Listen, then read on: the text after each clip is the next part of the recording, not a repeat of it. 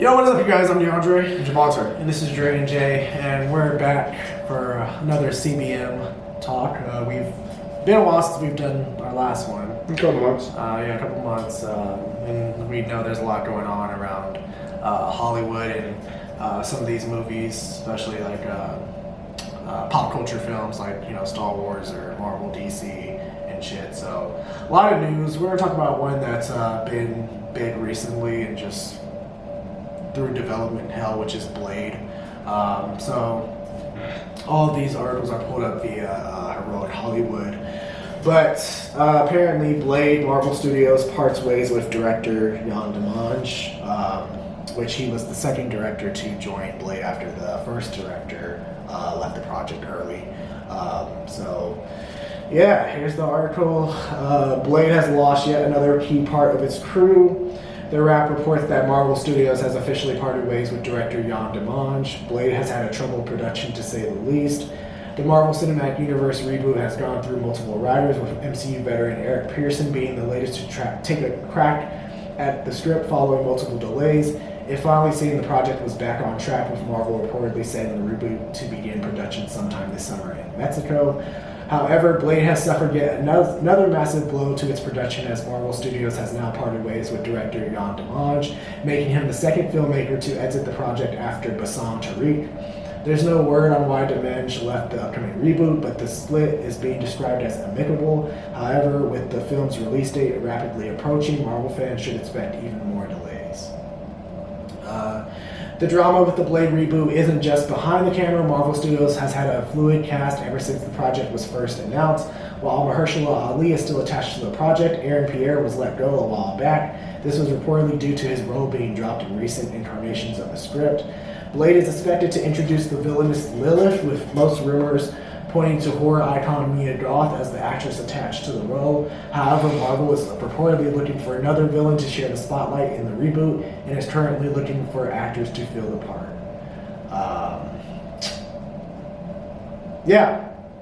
Blade has been a shit show.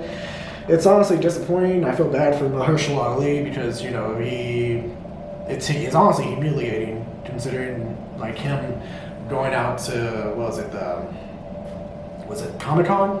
Mm-hmm. They had the Marvel. It was Disney D23. Yeah, it was one of those where he came out and he had the Blade hat and everything. He came out with Kevin Feige and the rest of the cast and crew, and to see him being the only one that's going through this, where he hasn't even been Blade. He hasn't even filmed anything. It's just been constantly writing. That's been rehashed from time to time. So at this point, I wouldn't be surprised if we see a later headline, maybe a week, 2 weeks from now, that says that Mahershala Ali has left the project. I wouldn't be surprised. All these things in the project, I think they just got to find. I think the biggest thing is they just got to find the creative. Because Marvel likes a certain way of being with creatives. Like they don't want. I heard some people saying Jordan Peele should come in. Jordan Peele should come in and do the role or do Blade. I don't think Blade's the movie I would want him doing. I think there's other things he can do that'd be great. But I think also certain directors, whoever you bring, is gonna have a certain amount. They want a certain amount of freedom to be able to bring their own people to film and do things. I think Marvel has a certain way that they move and how they have people come in. We're gonna use our people for this. I think that turns a lot of directors off. Which is a big thing. So Marvel needs kind of, be willing to work with people that, work with those kind of directors and try to be more lenient and let them be able to do what they want to do as far as from the creative standpoint. But as far as Blade, I think the biggest that's kind of crazy with this is there's not much you need to do with Blade. Like, you give us vampires and Blade kicking ass, like ninja style, I think it'd be good. So I think it's just kind of weird that this project has been so mean back and forth. I know that there was a point with the Blade and his daughter, having his daughter in the film. Mm-hmm. Don't think you need that right away. I think you could go with Mahershala Ali and a villain, and only be Dracula, just a small villain. I think a lot of it also is like maybe they're trying to find a way to tie it back to MCU, which honestly I think it just needs to be its own individual project, which later leads to tie-ins for sure. Like, I don't think you have to involve what's his name? Moon Knight. Kit Harington. Oh no, you have to involve Black Knight in this shit. I think you can keep this ground. I think you can keep this ground level. Like, I think you can keep this pretty ground level. And make a great series. Like, I don't think there's time to anything bigger right now. It could just be ground level start off. And as far as director, man, there's a couple guys I think that would be great. I think Antoine Fuqua would be great. I'm trying to think who else. Like, shit, in a way, I'd be cool with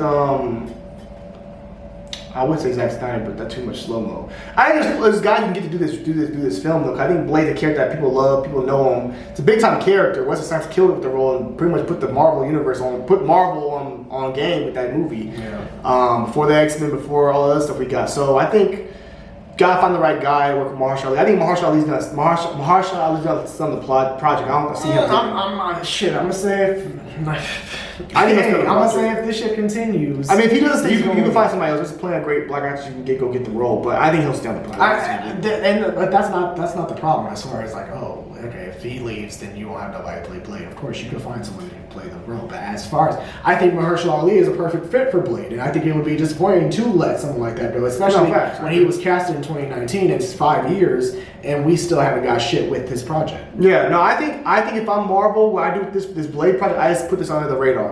Like, I'm not bringing it up now. I'm not talking about it no more. It's gonna be something like, hey, when we find our guy, we'll keep it low key. We're gonna film. I wouldn't use this to promote anything going forward. I think Blade would just not be on my radar. I would not have any promotion. I wouldn't be talking about it in the MCU timeline. I wouldn't be talking about any of that stuff. Like, you know, Marvel used to give like a little time what they plan on putting out. I wouldn't have this in there. This would be like not even talked about. This is some behind the scenes. We're working on this, trying to get this right. Yeah. But it's sad because it's crazy because like this is not a crazy thing that you have to like really put that much into. It's pretty simple. Vampires, Blade, kick-ass fight scenes, and we'd be good. But it's sad to see. But also, I mean, some of it could be Marvel's part because I mean, shit, you had fucking. Well, I said the creative part. Yeah, the creative. Yeah, part. because I still remember that fucking first draft where they said it only had like 3 total fight scenes in the movie. Yeah, no, I'm like, I'll also be director part 2. That's not. But I'm just saying, like that's what you had. I'm like, damn. No wonder Mahershala Ali was pissed at the. Well, that's the director. That's why that guy's ass up out of there. Yeah, so it's just. Honestly, you gotta find a director that you can direct. Marvel likes directors that they can kind of control in a way. They're gonna do what they want them to do, and I think that's hard to find. But I think Ryan Coogler thinks it's hard. I think Ryan Coogler likes to bring his own thing into it also as well. That's why I think he's such a but he made a great film. So I think you have to get some of that leniency, that freedom to these guys to come in there and be able to do what they want to do. Well, also, I think another thing is like the debate on possibly rated R, PG-13. I don't think that really matters. I think that's something that could play a factor as far as what they want to do and what they want to show on screen. For sure, and I think a rated R Blade could be fine. It could be good for an audience. See what Deadpool does. Especially, I mean, with Deadpool coming out, what it's projected to earn. But I think this is my thing. Deadpool. You need because Deadpool, that's what the character is. Mm-hmm. Blade, I don't think you can. I remember the vampire used to burn and blow up. There's burning and fire and stuff. You can have. I don't think you need to have a whole bunch of blood and gore. I think in the sense of. And you don't need Blade cussing. Well, I think in the sense of like this is Marvel's dark universe. It's dark. It's midnight. Because that was the one thing with Moon Knight. People wanted Moon Knight to be more gritty, more rated R. The people want Punisher to be like that. Well, it's easier for other TV projects though. But still, like those are characters that they would want to see. So if you're doing even if you're doing Blade as a movie, TV series, regardless, you're gonna want it to be rated R. In a sense, it's easier with T because movies you want to make that money, bro. You're not making money with rated R. I mean, you're taking away some of the audience. Rated R is 17 and older. So that means you're taking away, if you get PG-13, you get 15, 16-year-olds. You're not getting that with rated R. I mean, so you cut down you're cutting your budget down. Well, no, because you're gonna make it rated R. The thing is, Blade's probably the highest grossing rated R. Because the thing is, if you think about it, like, okay, Wesley Snipes was rated R, but Wesley Snipes was also a lot of fucking cussing. Like, exactly what I'm saying. There was a lot more to that. And rated R in this sense would just be some of like, oh, you see some of the blood. That'll still be a rated R rating though. But that's fine because it's vampires. But that's not kids. But people aren't gonna take their kids to go see. I'm saying like you're not thinking about the 15-year-old, 14-year-old. I think people would take their kids. If they're going to see a vampire film, yes, I think that would be something that would be rated R. Now, I'm saying that's a difference between that and Wesley Snipes, because Wesley Snipes would be like, oh, motherfucker this, motherfucker but still, that. Like, motherfucker, have you lost your damn mind? The cussing, seeing the blood and stuff's worse for kids. What parents gonna? Oh, it's got gore and stuff. I don't want my kids seeing that. It's like a scary movie. But it's vampire. It's still like a horror movie. Happening. It's still a horror movie. Like, okay, but that's what Blade should be. No, I get that. What I'm saying is, if you, especially financial reasons, if you want to make money,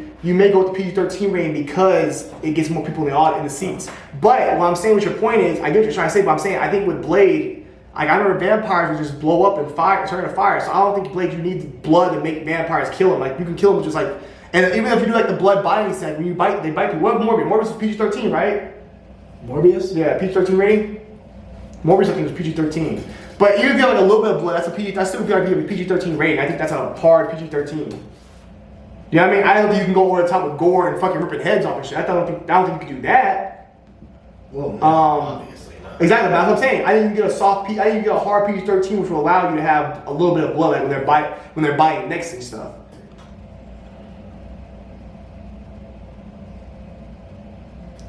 Should have typed in rating. Yeah. But you know what I'm saying? PG-13. Yeah, exactly. So I think you can have like the buying and stuff like that, and maybe have like a little bit of blood. You can't have a whole fucking. I mean, that doesn't say a lot. But no, I'm saying though, you can't have a whole bunch. You're not gonna be able to have a whole bunch of just blood gushing out the people on all the vampire's face. You're not gonna be able to do that with a PG-13 rating. But you can have some blood in a PG-13, a hard PG-13. I say medium rating. Well, you're thinking about from your perspective. I'm talking about from like the financial benefit, bro. Like if you're having a movie, I want to make money. I need more seats. I need more butts in the seats. I say for the sake of these characters and. I need more butts in the seats also, bro. I gotta have both. You can't just think like that. I gotta make money. Deadpool's the outlier. Deadpool is the outlier when it comes to rated R movies from Marvel. It's the outlier. And Deadpool's gonna think about it, there's kids ain't gonna see Deadpool, which is okay with them though. But okay, it's the outlier. It's gonna still do $1 billion. Okay, but here's the thing. Because we had Werewolf by Night. Werewolf by Night, good fucking scene. I like Werewolf by Night. Werewolf by Night had gore. However, it was fucking colored, so you couldn't really see it. But also was a TV.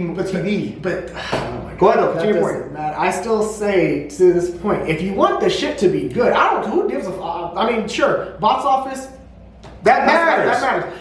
I think Blade, regardless, it will make money in the fucking box office, regardless if it's rated R or if it's PG-13. But what I'm saying, if you want to if you want more, sure, PG-13 probably will get you more. But however, if you want it to be great for the character, if you want the reviews to be good as far as fans to love it, and to actually say, oh, this shit is actually authentic, like the comics. But you're talking about you want the writers to have more creativity and the directors to have more creativity doing it. I think rated R. It's easier to do that with TV though, because TV I can do rated R TV. Like think about if I'm a parent, right? If I'm a parent, I have kids. I have a child in the way. Right? I will see Blade. I can't take my kid to go see Blade. Yes, you can. No, you can't. I'm not gonna take their kids to go see a rated R movie, bro. You're older now. How many rated R movies you see as a kid? We saw lots of them. We didn't see Halloween in theaters. Halloween we saw on TV. Okay. When we got home and mom and them could control what the fuck we were looking at. We saw Blade Trinity. Dad took us out of that hole early. Yeah, that's fucking. And the cussing. No, it was a cussing tune later. He was like, look at the cussing. So what? So you tell me what rated R movie you were going to see in the movie theater. Exactly. Motherfuckers talking from what they think. You talking about what you see now. Yeah, it's right now. As an adult, you can go see what the fuck you want. As a kid, you were not watching all that shit. So my point is. No, we watched Alien vs. Predator. We got lucky that was on Christmas when Grandpa was here. We got lucky with that because Grandpa was here that on Christmas. We got lucky with that one. Okay. Even that was like not that bad rated R. Okay. But what I'm saying is there was not times you were going to see rated R all the damn time, bro. That was lucky time. That was Christmas. I think rated R were fine when you had parents were doing witches. No, they still weren't fine with this shit. Your parents weren't letting you see. You see Halloween in theaters. You see any horror movie in theaters as a kid. Jason, horror. You see Friday the 13th, 2009? No. You see Halloween 2000, the new 09 Halloween? Did you see Halloween H2? Not H2. Did you see Halloween Resurrection? I remember Tasha getting dropped off and we rolling in the back seat.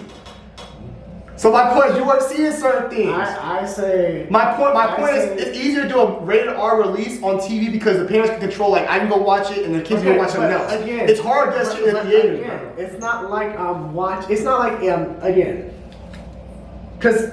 I'm not saying the shit is Wesley Snipes' Blade, where it's gonna have cussing. You don't even have to have cussing at all in this damn. Bro, it's not just cussing. I'm just saying, as far gore and blood counts, bro. Slashing vampires. What's Halloween? What's Halloween? Michael Myers was actually doing that to people. What the fuck is bro? Kids don't know the damn difference. They're kids. But I'm saying Blade, you watching niggas slice up vampires. It's kids, bro. You don't know the damn difference. They're kids. It's vampires. What you mean kids ain't gonna know the difference between people and vampires? Kids are still trying to build their mental part. They're trying to get their mind right. My point is, bro, nobody can take their kids to go see a gory ass vampire movie. Even if you want to say just vampires. My point I'm trying to make is, yes, at home. We even said it had to be like gory. Like that's what rated R gets you. This is my thing. No, I'm saying this is my thing with the whole rated R. I think rated R they should allow at least allow them to have that freedom of for certain scenes.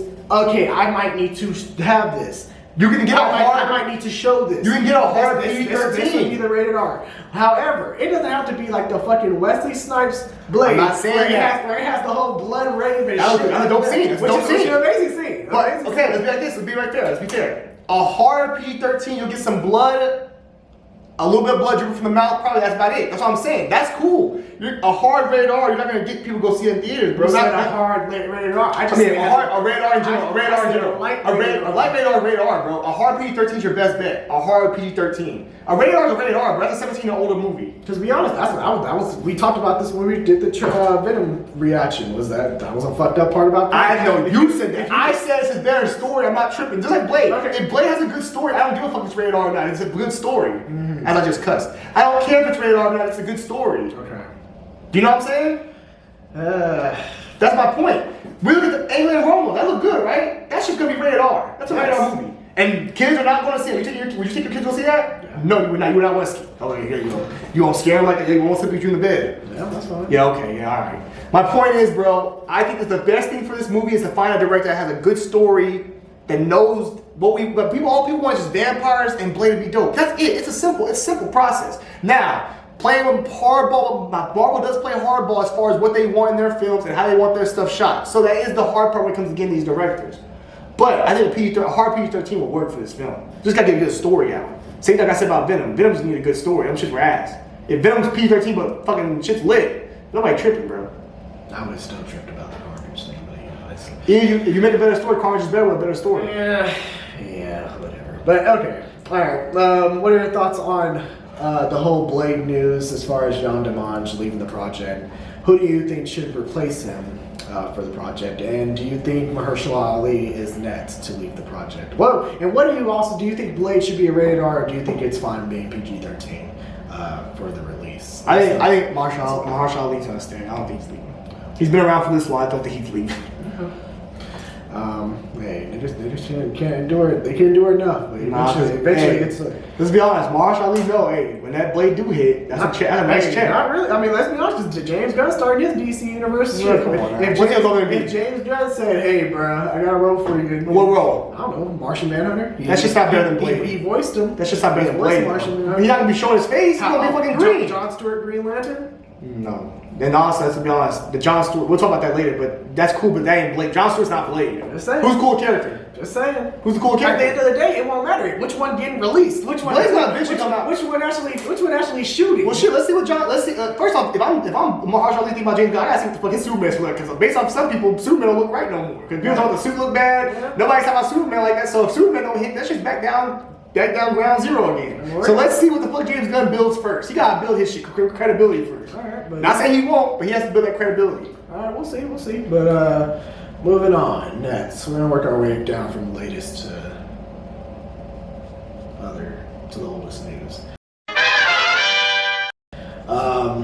So Blue Beetle, animated series in development at DC Studios. Again, this is from Heroic Hollywood. Warner Brothers Animation and DC Studios are set to expand the Blue Beetle universe with a new animated series, reports Deadline. Miguel Pruga, known for his work on The Casa Grandes, has been tapped as the showrunner and director for this venture, with Christian Martinez penning the scripts. The original creative team behind the 2013 Blue Beetle film will also contribute to the series. Director Angel Manuel Soto and screenwriter Gareth Dennett Alcazar are on board as executive producers along with John Ricard, who held the same role in the film.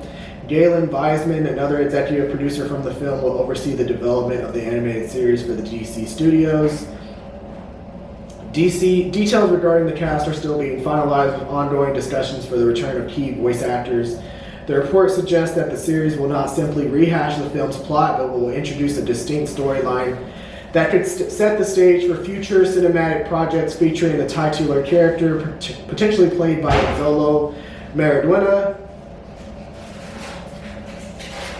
What you need to remember about the Blue Beetle movie, directed by Angel Manuel Soto with a screenplay by Gareth Dennett Alcazar. Blue Beetle introduces audiences to Jaime Reyes, portrayed by Zolo Mariduena, as a recent college graduate. Reyes becomes the bearer of an ancient alien relic known as the Scarab, which grants him extraordinary powers. The film, which also stars Adriana Bereza, Damien Alcazar, and Susan Sarandon, received positive critical reviews, but underperformed at the box office, grossing $131 million on a budget of between $104 and $125 million. The commercial challenges of Blue Beetle were compounded by several factors, including the 2023 Hollywood labor disputes, the impending reboot of the franchise with the new DC universe, and disruptions caused by Hurricane Hillary. Despite its theatrical struggles, it quickly became the most streamed film on the Warner Bros. Discovery on the streaming service Max. I like this movie. I think it's perfect for the character, especially bringing a lot of the things that are in the comics to animated. I think you can do more with it. And I'm glad that they're keeping a lot of the actors and continuing the storyline. You know, because I did see like Zolo and the girl that was his love interest, like they both posted on their Instagram stories regarding this and how they're excited for it. So I think it's really cool, you know, to see animation that connects to the live action story, so you get multiple mediums that all connect into one. I think it's a really cool aspect. And I personally, I love Blue Beetle. I thought it was an amazing film. Definitely one of the best DC films in a while. And yeah, it was a really cool film. I liked a lot of the characters, so hoping that they continue it with animation. And then I think it's really cool because you could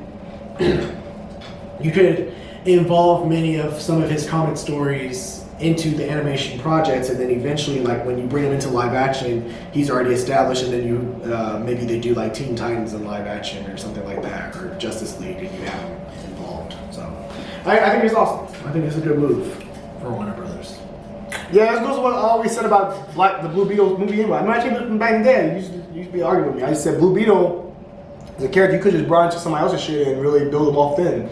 So to see that they're gonna do a more animated show and just, you know, adapt the character, keep on doing small things, and keep on growing the character through animation, and then eventually you can bring him back into live action again with all this backstory we got from watching the show. I think it's a perfect way to do it. I think it's probably a cheaper option also, probably financially. I know animation's expensive, but instead of having to pay the actors to do, you know, live, you know, all of your need, it's a perfect way to do it. I think it's smart for DC to do this. I think this is that James Gunn twist that he added to it, where he just wants to connect all the media together, stuff like that. I think it's a good way to get people to go watch the cartoon, and if especially if you're a Blue Beetle fan, you know this stuff's canon to what's going to happen in the movies. I think it's a great way to do it. And I think you could definitely build on, like Audrey mentioned, like really shows like Clone Wars, we're able to build off the prequels and really make those better. This could be the same, where this animation just makes the character better when you see him like I really love this character even more now. Kind of how Anakin Skywalker was. A lot of people like he got better after Clone Wars, so it's a good pickup for me. I think it's a good idea. Very smart. No knock on it. Shout out to DC. Yeah. No, agreed. I get paid for that one too? Because I get paid by Star Wars and Marvel. I get paid for that one too? No. They cash a check yet? No. Oh, I ain't get paid for that one. That's just me being honest. Yeah, you gotta do it more often. So next up we got Jordan Peele met with Marvel Studios to discuss to direct MCU X-Men movie. Again, via Heroic Hollywood. Could Jordan Peele have joined the MCU? A new rumor suggests that Marvel Studios met with the comedian turned director for one of their upcoming projects. Jordan Peele is one of the hottest directors in Hollywood. He's been on a tear with his last 3 films, Get Out, Us, and Nope, all coming out to massive praise. This has left many to wonder if he'd ever take a break from his horror projects to direct a superhero film with Marvel or DC. All this is why the internet was set on fire when a rumor broke that Jordan Peele had met with Marvel Studios to direct a project for the MCU. Speculation was all over the place, with some thinking he was in lead to helm the long-rumored Midnight Suns movie, while others believed he was the next director to tackle Doctor Strange. The truth, however, seems to be much more interesting. According to new rumors from One Take News and Jeff Schneider on the Hot Mic, Jordan Peele had actually met with Marvel Studios to direct the upcoming X-Men reboot. This lines up with recent rumors that Marvel was cleaning up their short list for what writers would tackle the project. Jordan Peele may seem like an odd choice for Marvel to court when it comes to rebooting the X-Men for the MCU. However, given the director's films lean heavily on progressive politics, issues of discrimination, and issues regarding race, which are all key parts of the X-Men franchise, Peele may have been a surprisingly good fit for the project. So, yeah, I mean, I think that's a bit of a miss for Marvel. I feel like Jordan Peele would have actually been a pretty good director for the X-Men. What do you mean, miss? They even announced it's over yet. They said we still trying to see. Well, I mean, but this is different than other article. Yeah, the other I heard article it said was that doing the it. other Yeah. article said that like he he wasn't doing it. So I'm going based off that one. Yeah, I mean, I thought it would have been cool for him to venture into the MCU and try to do. And if there was one MCU project that he could have done, I think X-Men would have been a great one for that. I'm still curious to see who they have directing the MCU live-action X-Men, especially because of the expectation around it now. Because the expectation already was huge when just hearing X-Men potentially coming to the MCU, and then you have Miss Marvel come out and they drop that little theme at the very end of the series, with when they bring up mutants. And then when you have Captain Marvel in the end credit scene, so that and the tease up to Secret Wars, Wolverine being in Deadpool, so the X-Men build-up has been huge. But now, especially with the way X-Men '97 came, the hype is even like it's to extreme now. So there's a lot of pressure to get the right person behind it. So this is really one where they really can't swing and miss here. Yeah, I like Jordan Peele, man. I've been a big fan. I wasn't really into a lot of his comedies early on. I know he did some funny ones. I just wasn't really big into knowing him like that. But as far as where he's come from directing and stuff like that, he's done some great work. No knock on him. And I think he would be great doing this role. I just don't want to see. I don't want to see a big director in the MCU. I kind of want them to go. I kind of want them to do like they do with the Russo brothers. Where they get somebody who we don't really know of. I don't know Russo brothers movies before they got Winter Soldier. I kind of want them to go that route and find somebody who fits what they need, but like doesn't have to have a high profile of what they've done. And the Russo brothers are the perfect example. You look at Captain America, Winter Soldier, and Civil War is probably two of the best MCU movies in the franchise. Infinity War did crazy numbers, great film. Endgame did great film. Like those movies were all seen as great films. So I think you just gotta find the right people to come in and do it. I don't think it needs to be about a big name or getting the big guy like, oh, Jordan Peele, we all know him. No. I think it's about finding the right people. I hope Marvel isn't just swinging for big names when it comes to this X-Men project or a lot of these projects. I wish they would go back to just more let's just find the right guys so that y'all have a great game plan, what they want to write and stuff like that.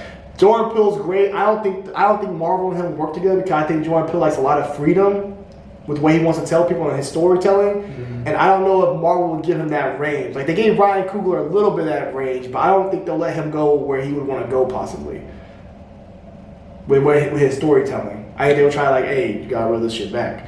But not knocking Jordan Peele, talented, great. Yeah. Excited to see whatever else he goes into next. No, I think X-Men is one where like you would really have to go off the rails for. It depends. I mean, what story do you want to tell with the X-Men? It just depends. But I want to see I want to say no name. I think you go into a no name person or somebody who's not no name, but you would have lesser known. I think it gives you a better chance. I feel like you would have to have a director who's used to when he's directing films is like getting everyone involved. Like there is like someone who's good at not really establishing a main character, but like having everyone have their own story.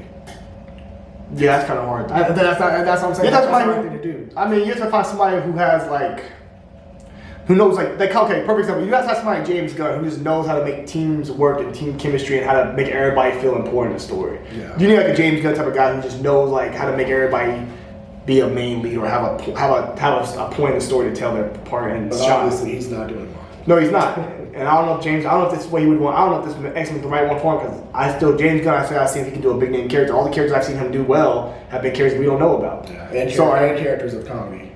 Yeah, exactly. So I gotta see what he can do more. I gotta see the Superman movie. But that's kind of guy they need to find, like you mentioned, like a James Gunn type of guy. That would be kind of cool to find something like that. But I hope they do go down the radar and really look for somebody who really is talented because there's a lot of people I needed just one opportunity, need opportunity. Look at the Russo brothers. They became household names after Winter Soldier, Civil War, and the Endgame, and then Infinity War.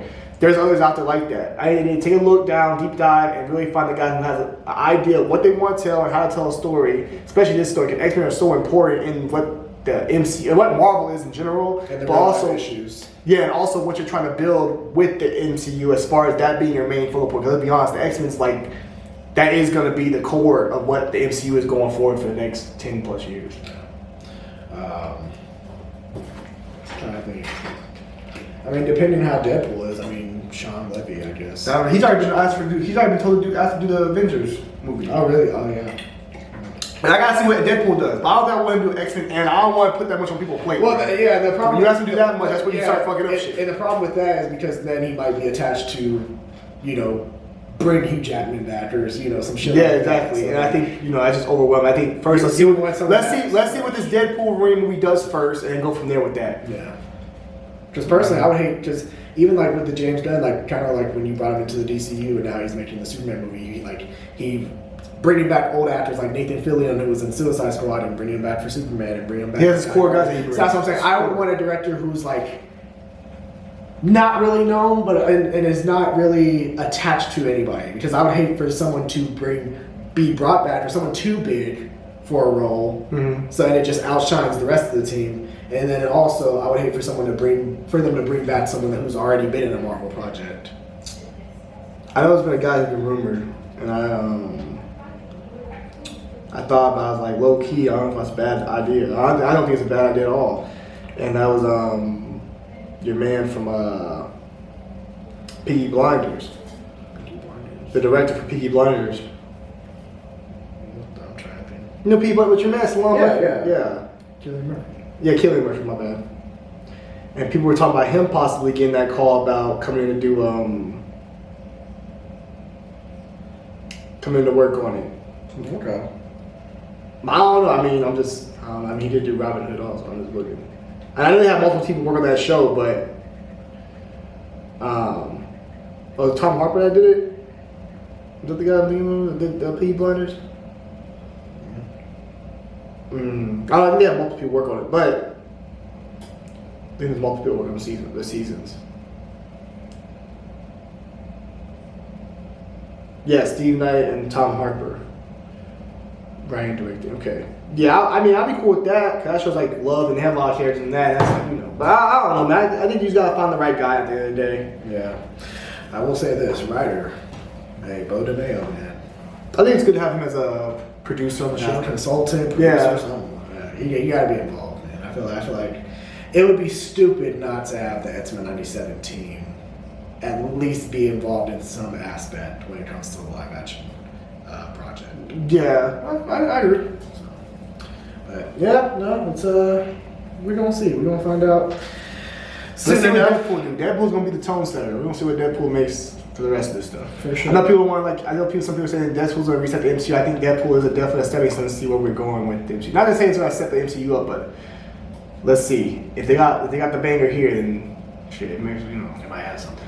I got some started. But yeah, let us know your thoughts on Jordan Poole meeting with Marvel Studios over X-Men. Do you think he's a good fit for directing an X-Men film? And if not him, who would you like to see direct an X-Men movie?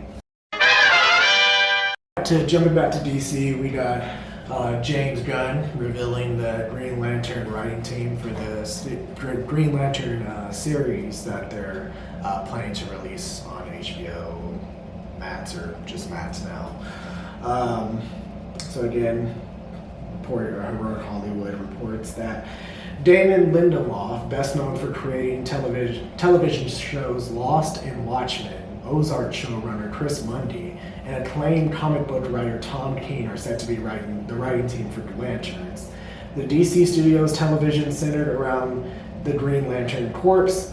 Gunn said on social media on Saturday, yes, it's true, the Lanterns DCU series is putting together a crack team of writers based on a wonderful pilot script and Bible by Chris Mundy, Tom King, and Damon Lindelof, Gunn said. A hearty welcome to Chris and Damon Lindelof as they join the DC Studios family. No welcome necessary for old Tom King, who has been here nearly since inception. And then he posted a picture of, I'm guessing that's Hal Jordan and Jon Stewart on his Instagram. At the 2023 DC Studios slate presentation, DC Studios co-heads James Gunn and Peter Safran revealed that Lanterns is set to revolve around Hal Jordan and Jon Stewart, with the two comparing the series to Emmy-winning HBO crime drama True Detective. Lanterns is a huge HBO quality TV event. The DC Studios head said during the DC Universe presentation at the Warner Brothers lot in Burbank, California, quote, "It's already in development. Our vision for this is very much in the vein of True Detective. It's terrestrial based. It's got two of our favorite Green Lanterns, Hal Jordan and Jon Stewart, starring in a True Detective type mystery, and it plays a really big role leading into the main story that we're telling across the DC Universe. This is a very important show for us." Arrowverse producer Greg Berlanti was previously involved with the live-action Green Lantern series in 2019.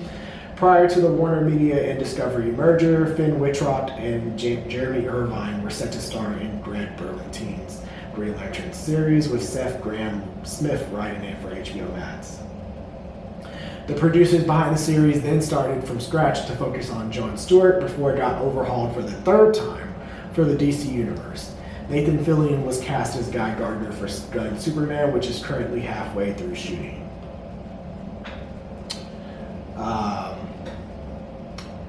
It's promising. It's definitely promising. It's one of those things, because we talked about it before, like, you know, for Jon Stewart or for Green Lantern to be minimized to a HBO series versus, you know, being in theaters on the big screen, it's kind of a disappointment.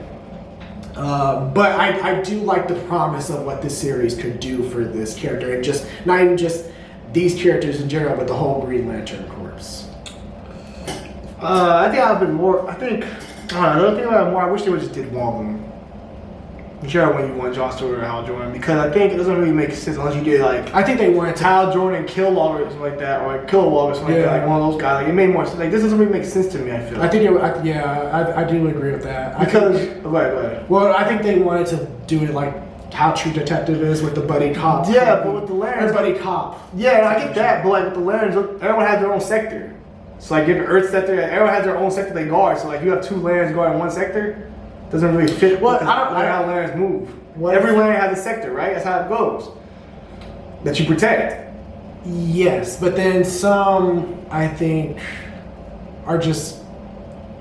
Yeah, I guess you could say. That's what I'm saying. So, but I mean, but it's not like there's only supposed to be one lantern at one scene, because I mean we've seen many times where like there's multiple lanterns that are on hand. no, but I'm saying yeah, Situation. they're back on their planet. But I'm saying most of the time when the Lanterns are protecting their world, they're protecting. Everyone has their own protection of their sector where they're protecting. So now we have two Lanterns protecting the Earth sector. That's kind of like No. Oh, they're not going to protect the Earth. But then we'll protect the Earth. Then. The Earth, because this is my theory. Because if Guy Gardner is in Superman Legacy, then he's the Lantern of Earth for now. Because I think the ones that are on Earth switch. Hal Jordan switches with Jon Stewart. Guy Gardner, I guess, is part of that rotation as well. You can even. So we're starting with Guy Gardner. Yeah.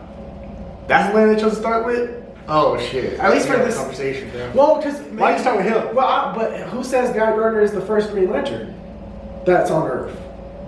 I think Guy Gardner is the Green Lantern that's in Superman Legacy at that time, but before even the events of Superman Legacy, it could have been Hal Jordan or it could have been John. Because it's not an origin story. Like these characters are established. Yeah, but I don't say you have three Lanterns. Because I can ask you. Let me think. Jon Stewart came after Hal Jordan. Yeah, but Hal Jordan was gone, wasn't he? Or then he what happened to Hal Jordan? Why'd he leave? I think he was stationed in space, or he went into space. So even if you do a buddy cop with these two, they're gonna be going to the same sector. At some point, somewhere they're gonna be going to the same sector. Well, it's not Earth. Well, I don't think the show revolves around them guarding just one sector. I think the show involves them traveling from planet to planet or different parts of the galaxy. But you need two lands for that? That's what I'm saying. Like, usually it's only one land per sector. Yeah, but I mean, there's situations where there's multiple lands that are involved. Yeah, when you have a major threat. Yeah, that's a major threat. There you go. But you're already starting off with two of them. That's what I'm saying. So you can tell me. That's what I'm saying. It's kind of. I mean, I get what you're trying to say. I'm not down the show. I Ozark, the True Detective. Those are fire shows. Mm-hmm. I'm just kind of like, it's interesting to have two lands on the sector. But I mean, if it works, it works. Because I don't think they're actually like part.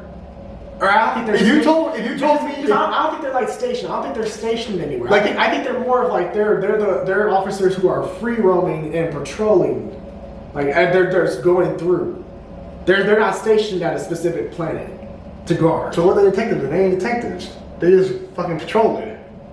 Possibly. But this is my thing. Okay, look, True Detective. You seen True Detective? Yes. Okay, so every season of True Detective is a different character. Yeah. Which is why I thought like maybe season 1's Hal Jordan, season 2 is Jon Stewart, something like that, or like every other episode we're getting either Jon Stewart or Hal Jordan on doing something different than the other one. Mm-hmm. Not that they're both gonna be together as like buddy cops, I mean, for what all it could be where it's two stories. That's different. Now, if you're telling me we're getting True Detective style, where hey, these are two different characters doing two different things, and we're gonna get True Detective does they do it in seasons.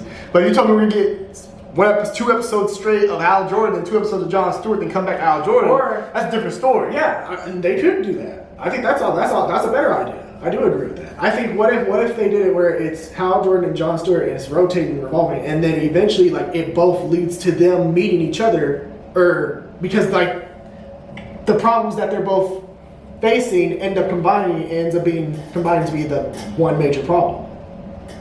But then what do you do season 2? You know, just go separate ways, separate ways, new lanterns, Tell stories. Yeah, you could do that. Kyle Rayner, That makes sense. Goddamn Kyle. Oh man, we sorry. Green Kilowog, Yeah. Okay, I get. They do like that. That could work.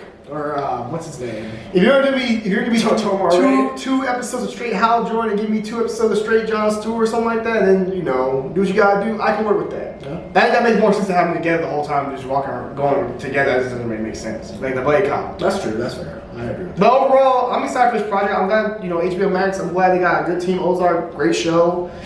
True Detective, great show. So I'm glad they got even the new season of True Detective was fire. So I'm glad they're doing Watchmen too, for the HBO. Yeah, Watchmen also. So I mean, it should work. I hope this is successful, man. Like they need this to hit. They need this to hit. And like we said earlier, James Gunn behind all the he's on you can't fight way. Yeah, and like we said earlier with the whole with the whole Blue Beetle thing, it's one way to connect everything across different mediums. You While have putting it on these media platforms. exactly. You have animated series, you have live action series, and then you have movie. So if you can get a great quality in each aspect of it, like let's say the Green Lantern TV series is great visually. It's like a movie, and you have the animated series, which is great. Like that shit's like some Spider-Verse type shit. Then hey, bro, you hitting on all 3 phases. You hit it, and you can also bring those guys to live back to like the movies in the theaters, and you can bring them back down to earth and take them do that. You know, it definitely works. Also, HBO Max needs they need some people to get subscribed. Yeah. They're losing the NBA in a couple of years. Like NBA's leaving tournament sports, so hey, you need some people to subscribe. So I mean, it makes sense. I mean, if you can get it done and do it correctly, I think it could work. Disney Plus kind of has tried to do that. It hasn't been successful with certain things. I think because also The quality doesn't match. expectations also don't match. As we were talking about earlier, how Acolyte, you said Acolyte didn't look like great. Acolyte, I mean, what the fuck you want it to look like? So I'm saying, like, I think also that plays a factor into it also at the end of the day. But, if you get to hit, you get to hit. Yeah, I'm with it. Yeah, what are your thoughts on Green Lantern's new writing team? What do you think about the series in general? Are you looking forward to it? Which idea do you like? Would you rather see Jon Stewart and Hal Jordan sharing the screen at the same time, or would you like the series to be a revolving door of having both One tell their story, individual yeah. stories and ultimately reach a conclusion with both?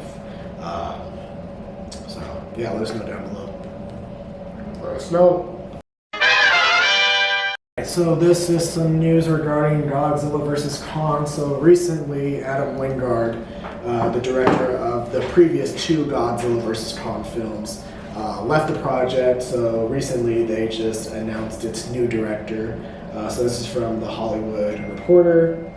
Legendary's Monsterverse has found a new master of disaster. The studio has tapped Grant Spator to direct the next theatrical outing in the franchise following March's Godzilla x Kong: The New Empire.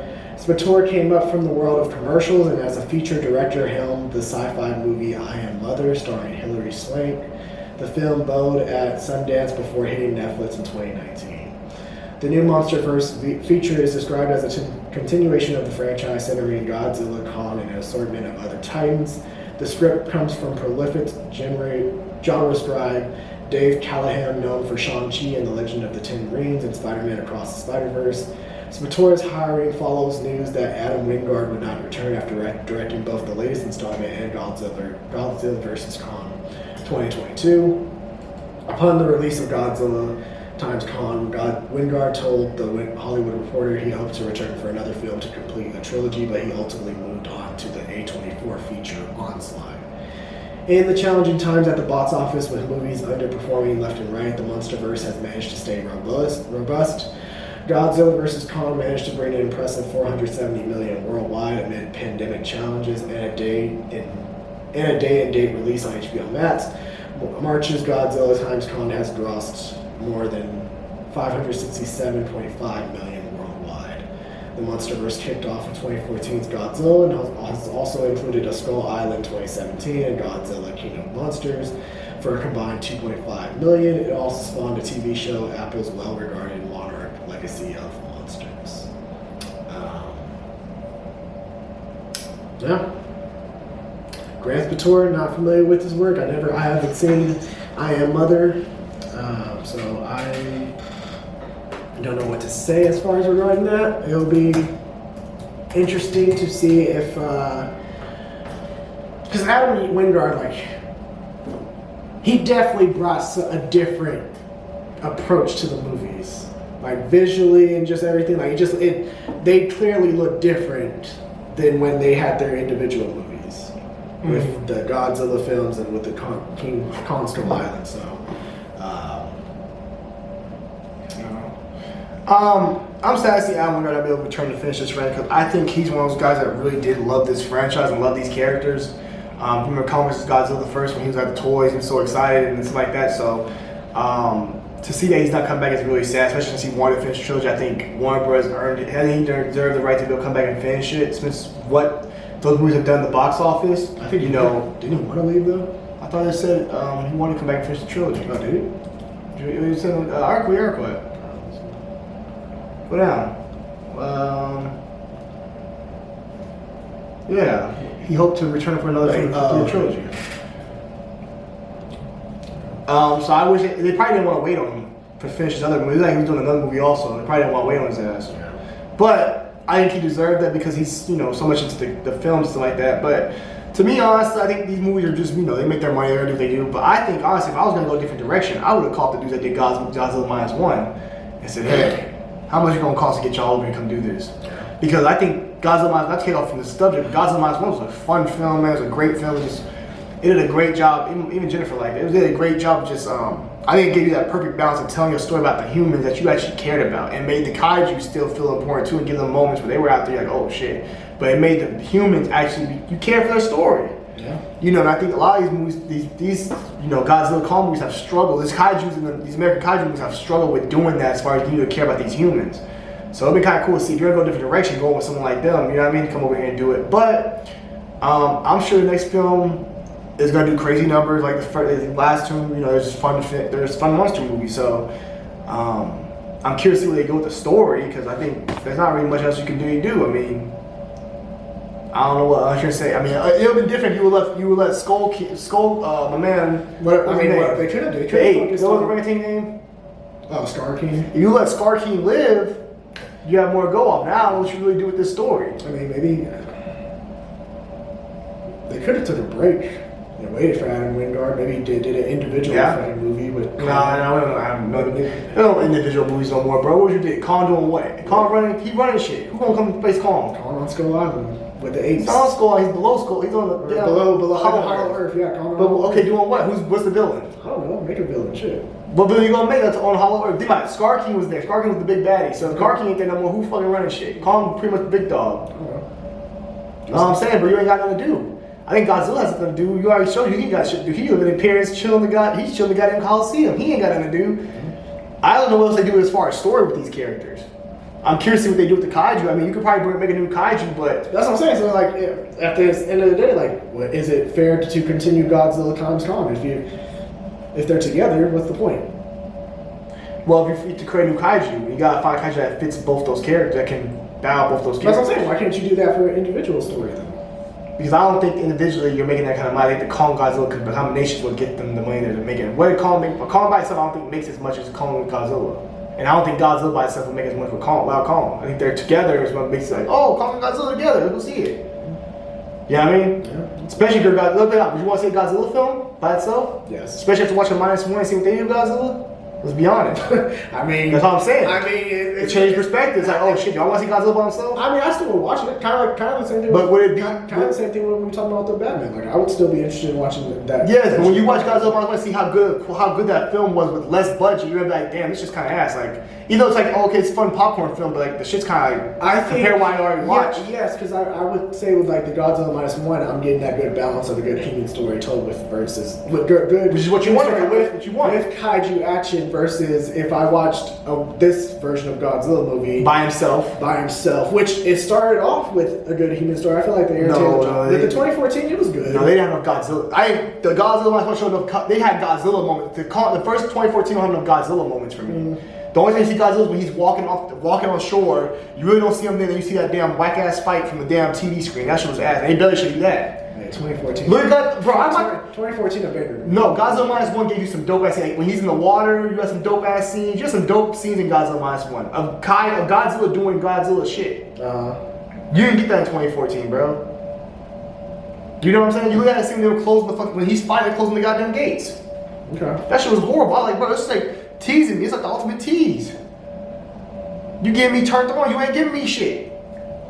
Tell my mind. That's fair. You back that movie. That's why you can like that movie. That's your personal opinion. But I'm just saying, bro. That movie, Godzilla -1 gave you kaijus and gave you the human element. Godzilla 2014 is not what the fuck was trying to do when it came to Godzilla shit. They try to make Godzilla like a mystery. Like, bro, we here for Godzilla, bro. So I think Godzilla by himself, I don't know if it's him saying because Godzilla -1 was so good. I think calling Godzilla, that's the combination of those two is what makes this franchise go at this point in time. Okay. Which is cool. We know what it is. It's just popcorn fun films. I'm just curious what they do for the kaiju. I feel like I mean, Destroyer. Can't do this. You already did a space alien, bro. Space alien, bro. You already did space alien. Okay, Dinosaur. all right. What about One of the little alien creatures too. They've done Rodon. They've done Ghidorah. You've done all the heavy hitters, bro. Except for old boy, the big one. Isn't there like a space Godzilla? You already done it. They got Space Godzilla, but I mean, you already did Mega Godzilla. Like, you already kind of did something like that. Let me see. They did. You did Mega, yeah. Isn't Space Godzilla like Mega Godzilla? No. They're both like robotic. But Space Godzilla got the No. fucking. They got the eye things, the eyes, the mind fighters. I'm trying to think. Okay, you're talking about bringing a space creature then. Let's see. We got. And my question is then, what do you need? What do I need Kong for? The way they make Godzilla so OP, why do I need Kong to help him? Yeah. That's what I'm saying. So what's the point of this damn franchise now? You mean? Well, it depends. You gotta find a way. That's what I'm saying. Who's Like why? Like if anything, this went back to they went their separate ways. So what really would bring these niggas back again? What Godzilla this time gets a villain that challenges him? So Godzilla goes down to fucking Hollow Earth and says, "Hey, Kong, I need you for this." Hedorah? No. I'm trying to think who you could do. So honestly, I don't really know what you can really do with this damn franchise anymore. Will I see it if they announce it? Probably. Yeah, you could do Destroyer. Destroyer's big as fuck, ain't he? Yeah. Yeah. Destroyer's probably your best bet. But you gotta make him like OP as fuck. Like, he gotta be able to the shit out of Godzilla. That's what I'm saying. If you put Destroyer, then Destroyer probably gotta be the last villain, bro. This gotta be the last movie if you put Destroyer. Yeah, you probably do Destroyer and probably somebody else for Kong. They create another creature for Kong to fight. I don't know, bro. I really don't know. I mean, I'm sure they find because Scar King and the real character, they created that. Yeah. So I mean, they created, and you got the. I mean, Kong, and he got the ice. He got the horse. Too, got the ice dragon. Shimu. Yeah, he got Shimu. He got a nice little team, bro. I mean, I'll go see it. I'm not gonna lie. I'll be there to go see it. But I'm just curious what they're gonna do. But I'll be there. I don't know what they can really do. Destroy it, bro. Destroy it. What do you bring? Destroyer and Destroy. What you got? Destroyer come from space. Destroyer come from space? I think so. Yeah.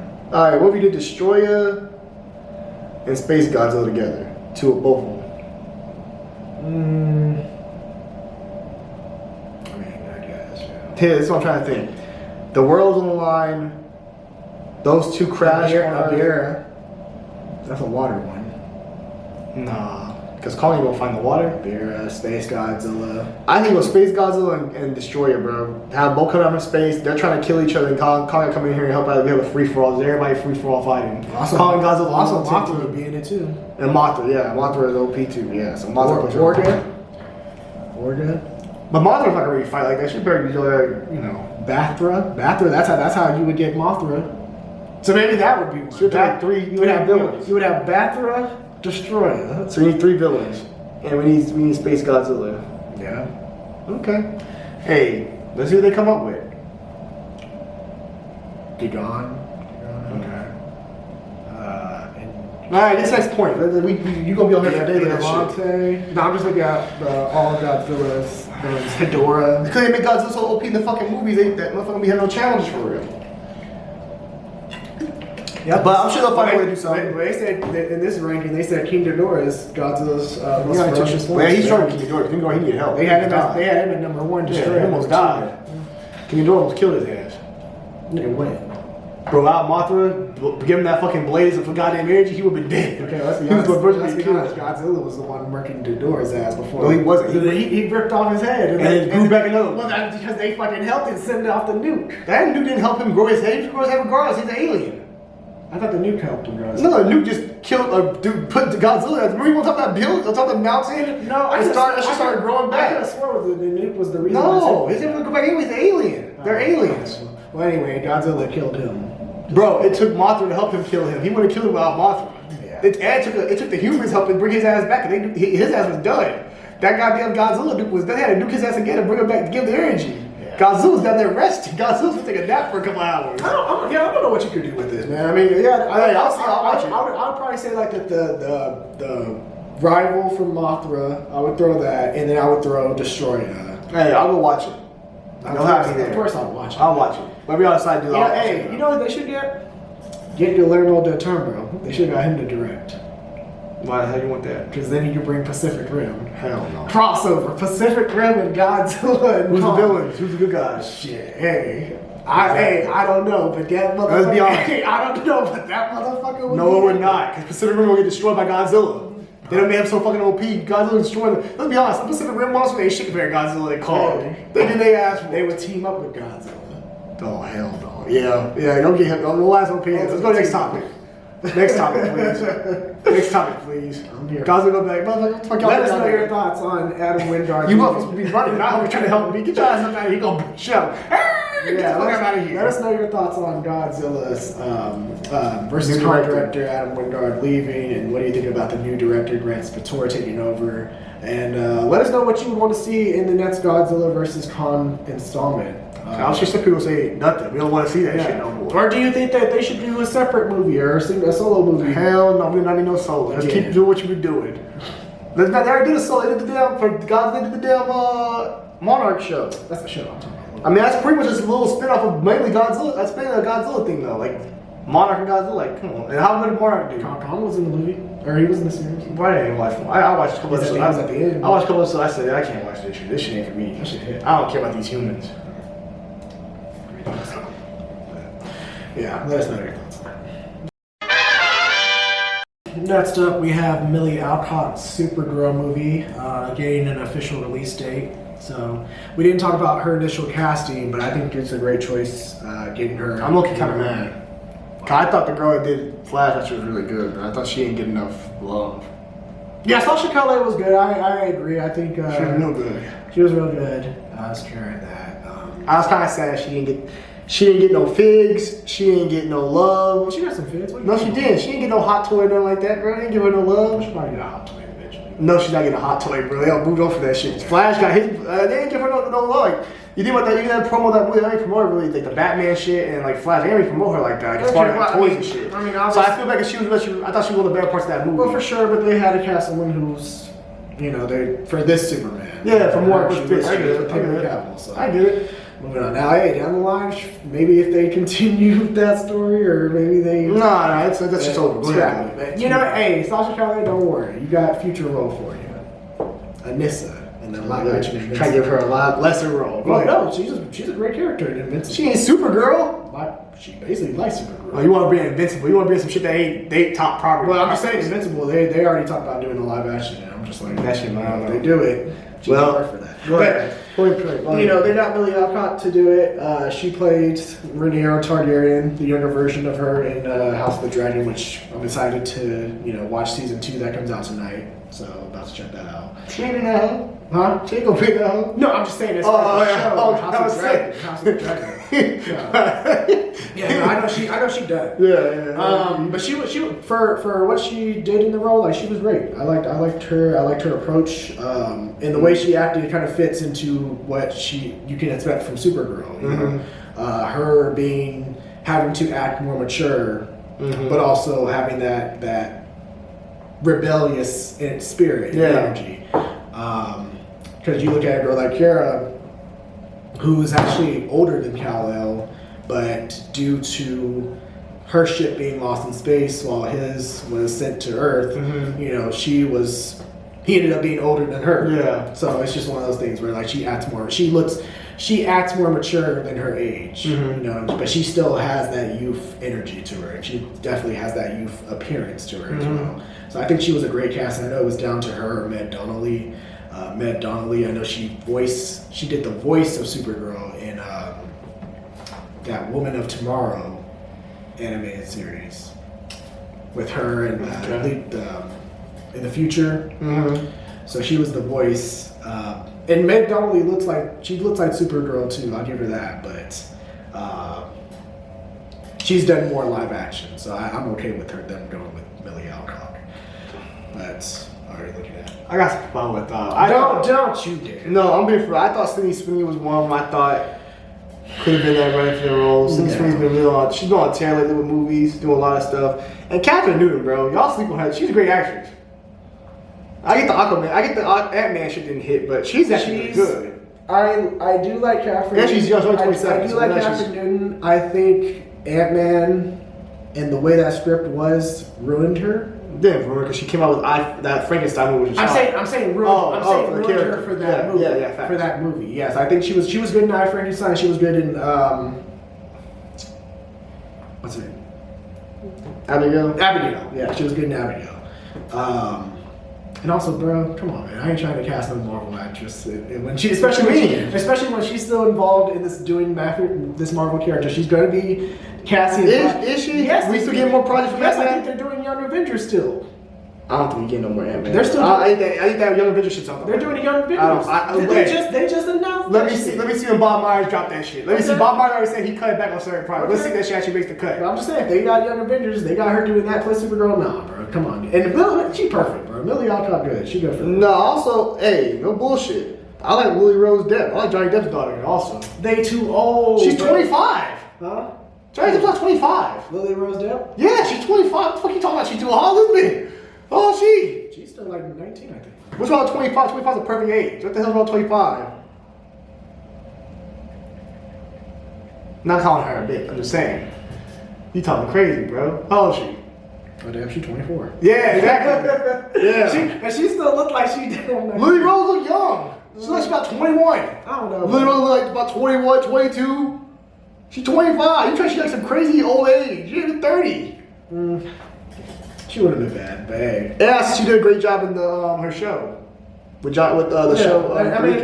Idol. I mean, she was good in the Idol. She got. So talking about the Idol. Yeah, she was good in that. She got that Nosferatu movie coming out this year. Yeah, I just think I have no problem with this cast. I just feel like when I get a Game of Thrones actress, I kind of think Game of Thrones. Even with Emilia Clarke, when she goes and does other things, I just think Game of Thrones. Come on, Emilia Clarke was doing that shit for 8 seasons. Then she did that shit for 1 season. That's true, but half episode. But think about it. We're talking about right now. We're talking about Game of Thrones.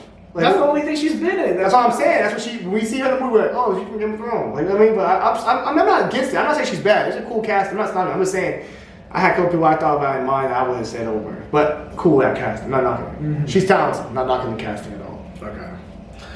Okay. Trying not really done. She old. She just, no, this is 19. No, she's 24. I thought she was, bro. That's crazy. Sheesh, bro. She does look like she's. She's about 21. She's about 21 years old. She was a very young about it. But yeah, according to Hollywood, DC. Oh, Chris Hansen. That. A bit late. announced that Supergirl Woman of Tomorrow will premiere in theaters on June 26, 2026. This release makes it the second film to be scheduled under James Gunn and Peter Safran's revamped DC Studios following Superman, which is slated for a July 2025 release. Director Craig Gillespie, known for his distinctive filmmaking style with projects like I, Tonya, and Cruella, will helm the Supergirl movie starring Millie Alcock as Kara Zor-El, Superman's cousin. Production for the DC Universe film is set to start this fall, aiming to bring a new vision of the iconic heroine to the big screen. The casting process for Supergirl was closely overseen by James Gunn, given the characters. Can't read, can't write. Can't talk. I'm off my shit today. Given the characters' potential involvement. Because I want to say character and then director. And then the correctors. The correctors. Yeah, given the character's potential involvement in other DC Studios projects beyond Supergirl, Woman of Tomorrow, the casting decision was particularly crucial.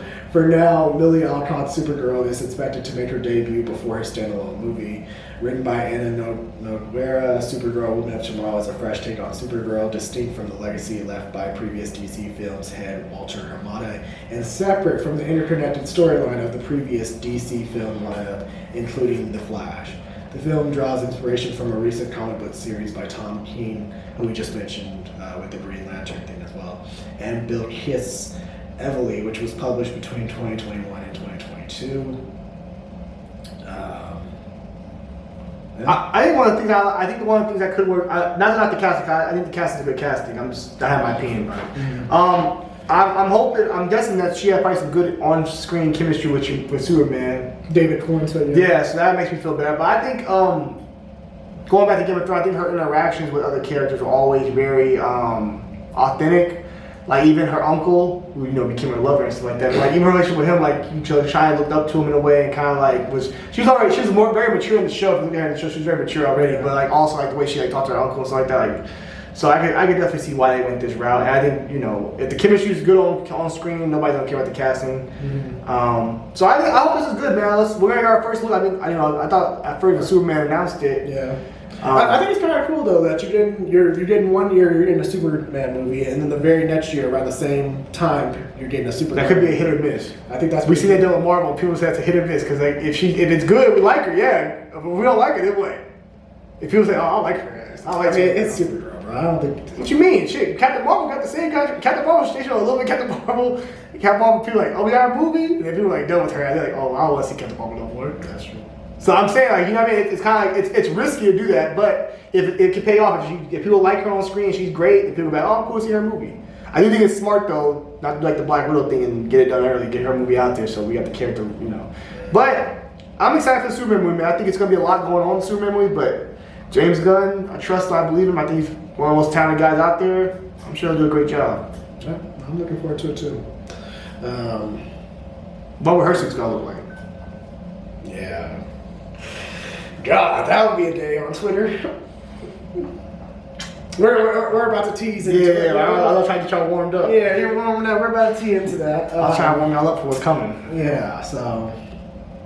But yeah, Millie Alcock as Supergirl. What do you think? What are your thoughts on her being casted? I do like the Craig Gillespie. I, Tonya is a great film character study with Margot Robbie. Mm-hmm. Cruella in that role. Cruella, great film with Emma Stone. Also, two great actors, also. So, so get the right person if you want.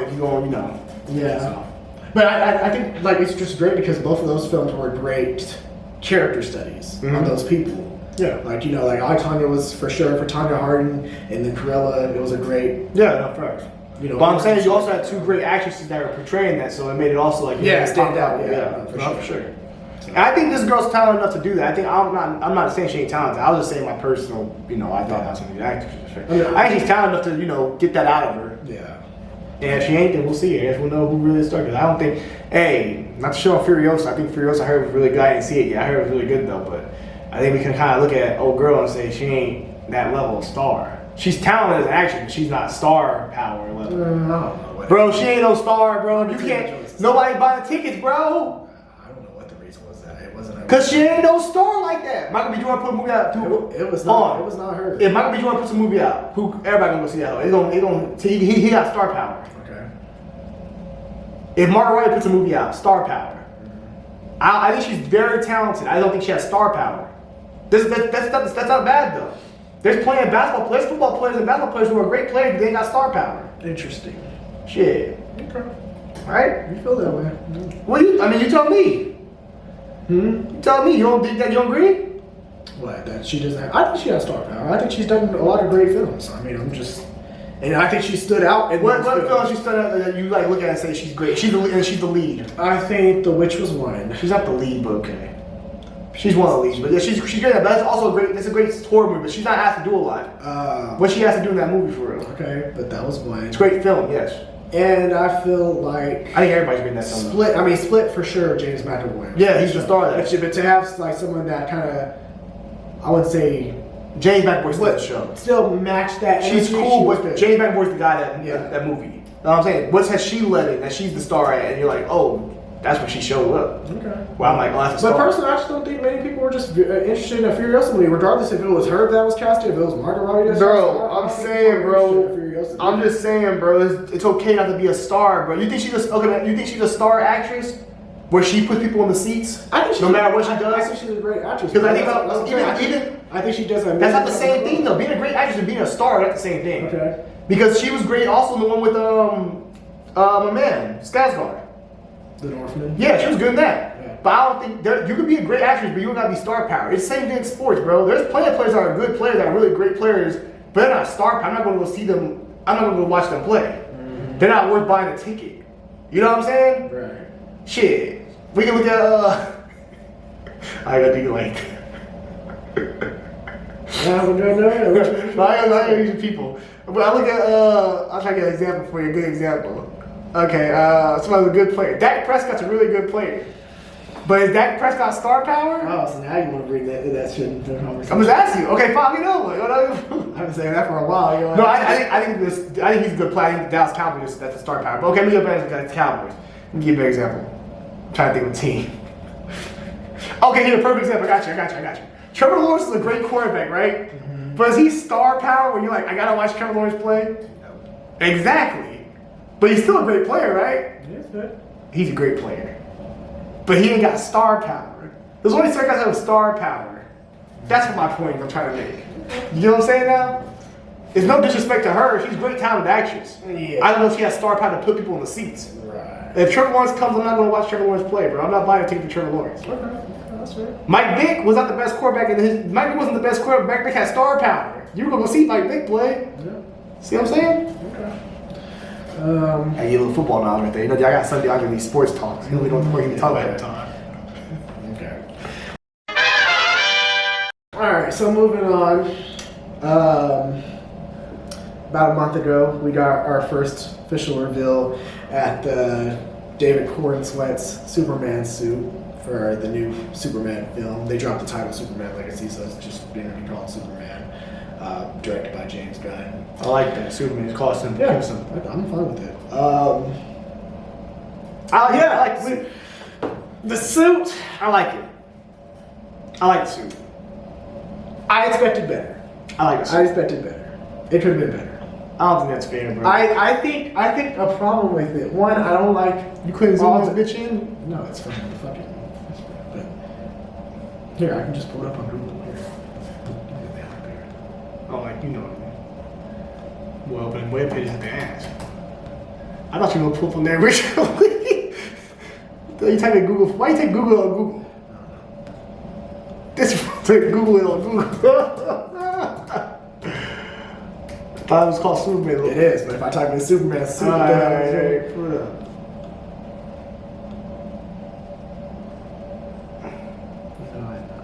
No, you still didn't beat it up. That's crazy. Wait, I'll just type in David Cornsweat. Superman right there.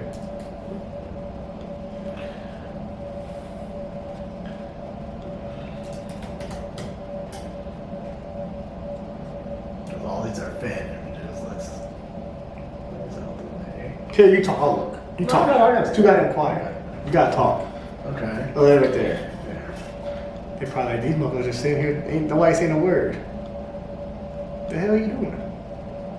No, that's fine. I need to zoom. I gotta zoom in myself. That's fine. I can zoom in my side. I gotta be able to see the picture. Watch out. Go ahead. Zoom in. Yeah. I see what they're going for. It's a cross between Kingdom Come and New 52. Fine with it. I just wish that it seemed more like skin tight, more shows off more of his his physique, of Corn Sweat's physique, because like here, let me see.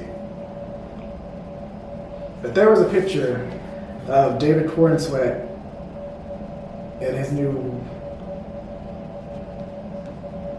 workout regimen. Yeah, okay, here we go. Perfect. So, jumping back to it, look. This is David Cornsweat after hitting the gym. Now, he got fucking shredded for this role. Okay. I just don't feel like the suit shows it. That's perfectly fine with me, but go ahead. And that's one of my main complaints about the suit. That's one of my main gripes. I also don't like the lining. I like the lining. The material, it seems a lot looser. It doesn't seem as tight, form-fitting as it normally looked with Superman. So that's one of my complaints. The hair, love the hair. You know, I think it's cool. Curl's back. Curl. Thank you. The tights, it's fine. I mean, honestly, I'm not on the spectrum of this man has to have tights, but I'm also like, if he doesn't have them, I'm not complaining. I think for everyone that complains about the tights being on, I just want y'all to have that same energy when other niggas don't have it. So when Batman doesn't have the tights, or when fucking Magneto wears tights, Wolverine wears tights, Cyclops has tights. So I'm just saying, I want y'all to keep that same energy. Superman's the first though. Don't give me that bullshit. I don't give a fuck if he's the first. If a nigga don't wear what's the tights? What? He's the first character to do it. That doesn't mean shit. It's his look. It's part of the look. Everybody did it after. So I'm saying, so everybody eventually ditched him. Why can't he fucking ditch him? I mean, I'm cool with that. You have the curl back. As long as you have the curl, I just want the curl. Yeah, the curl. You used to tell me about the curl. Okay, yes, okay, the curl makes a difference. You used to tell me that. Okay, and I agree. That was a mistake. The curl makes a difference. I like the curl. I can say that. But the tights, it shouldn't have to be a fucking this man is obligated. I think it depends on Superman you grew. I think it depends on Superman you grew up with. My point is this: I had no problem with the suit. First, I had no problem with the way it looks because I like that's more lenient. I don't like that so tight. The only suit that was ever tight like that's Man of Steel. Every other suit's not like if you look at Superman Returns, the suit's watch Christopher Reeves. Christopher Reeves suits, but the material is also different too. It's about the material you're using. Yeah, that's what I'm saying. The material it doesn't. But I like the material of this because I like that it feels more like an alien. Like I like the lines because it feels more like it's not from this planet. It has more like the alien type. Like it has more going on to it. I like that it has more going. Like the lines in between the grooves. It's like I think that looks dope. The S on the chest. I like the Superman logo on the chest because it doesn't look completely like an S, which is not supposed to look like an S. It's like I like the symbol. I like how it has a little fading to it. You tell it's been worn. I like the collar piece, how the collar goes up higher instead of like being just like cut off right here. I like the collar up more. I like that. So you like the New 52? Yeah, I like that look. I like the look he has. The only thing I wish though, for me, I think it's brighter than the Man of Steel look. I think the suit looks brighter than Man of Steel. I wish it was a little bit brighter, but I think overall it looks good. I like how the cape feels. I like how the cape is on the collar and stuff like that. To me, it looks dope. I think it's a dope looking suit. I think also, to be fair, you gotta look at when he's standing up right now. It's a dark scene, sitting down. If you look at when he's standing up, it might be a little different look. But I like how the suit fits on him because it fits perfect. It fits on him, but it's not too tight where it's like I can't fucking move. I gotta stand stiff. It's like he still has mobility to be able to move around in the suit.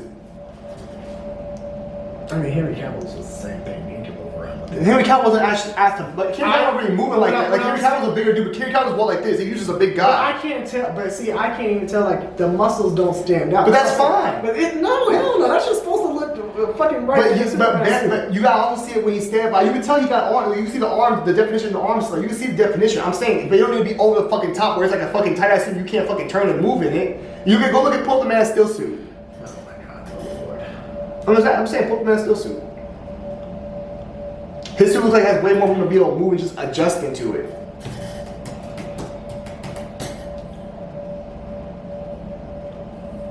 Shit, look at Robert Pattinson. Robert Pattinson's suit's not as tight as Ben Affleck's was. It's a little bit looser.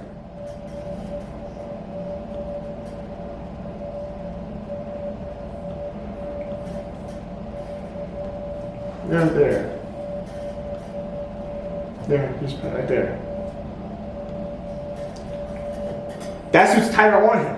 There's no looseness on it, and that's fine if you like that. I'm just saying I don't mind a loose suit being a little bit looser on He him. can still move. Let's be honest, man, still he wasn't really moving too much side to side. Like, he was just basically going. That's what the same amount. I'm saying that's a little bit. You try to get some crazy amount of looseness in it. It's like a little bit of I'm looseness. just saying it gotta show more definition. But you're seeing the definition. Look at the arm. You can see the definition of the arms. It gotta show more. It don't need to be damn bodybuilding suit. I don't like the line. I don't like that. It makes it go back to the Man of Steel one. It adds more element, making it not seem like it's from Earth. This looks like it can be made right now at the store. Stop it! Don't do with that bullshit. No, this is an alien fucking suit. How? Look at the fucking design. Look closely at the design. Okay, look closely. You can't see that from the movie. For the T, you have to be actually right there in front of Look the at suit. the material even looks like it's fucking alien. Yes. No, it doesn't. I have to be. This material looks like a fucking leather jacket that I would find on a motorcycle. Bro, look at the groove. I'm saying the grooving in the suit makes it look like it's something that would be worn from another planet or something like that. Unlike this one, not saying the Man of Steel suit's bad. I'm just saying this one, like you said, you have to get real detailed in close to it to be able to see all the stuff going on with it. I like this. The logo I think is better on the new one. I like this because it looks like an S. It's just like it's like the Hulk logo. It's not a S. This one's way more like an S. Tell me it don't. You don't see the S? It's fine. funny. You don't see the S? It's funny because you say that, but then you also say, "Oh man, it has to look like Superman." Well, if you look at any version of Superman, shit has to pretty much always look like a damn S.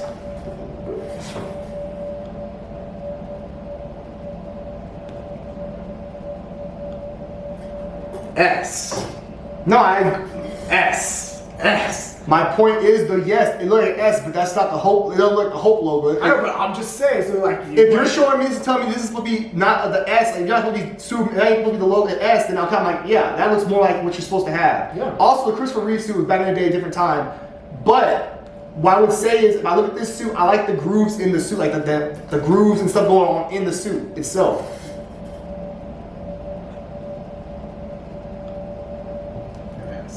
No, it doesn't. Look, the S don't look like an S like that. No, right, that one. Go ahead, that right there. You're picking and choosing. Go ahead, right there, up top. It's the same suit. No, go over right there. Which one? Right there. This? That don't look like an S. S. Not really. It looks like some other shit, but I don't like the damn S. What S you know like at the bottom? That is a fucking S. The top part, yes. The bottom part. That's what the new one looked like. Look at the short. Let's try it. Bro, let me get the fucking mics, bro. You can control every goddamn thing. Right. Look.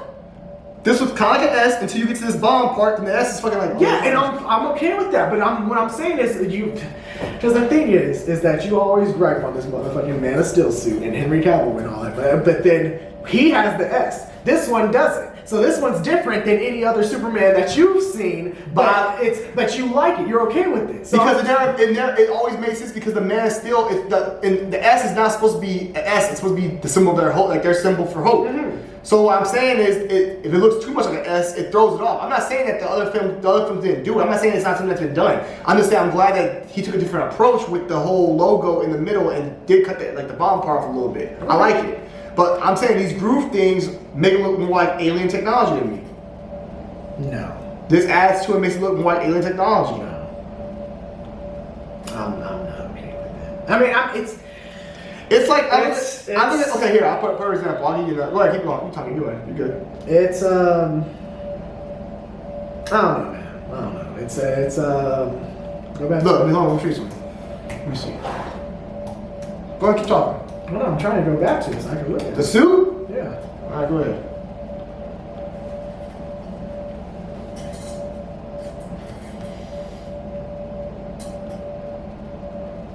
Because he's been Superman for a while, so this isn't the first suit. He's also sitting down, so you gotta be fair. He's sitting down. You're not standing up. Yeah.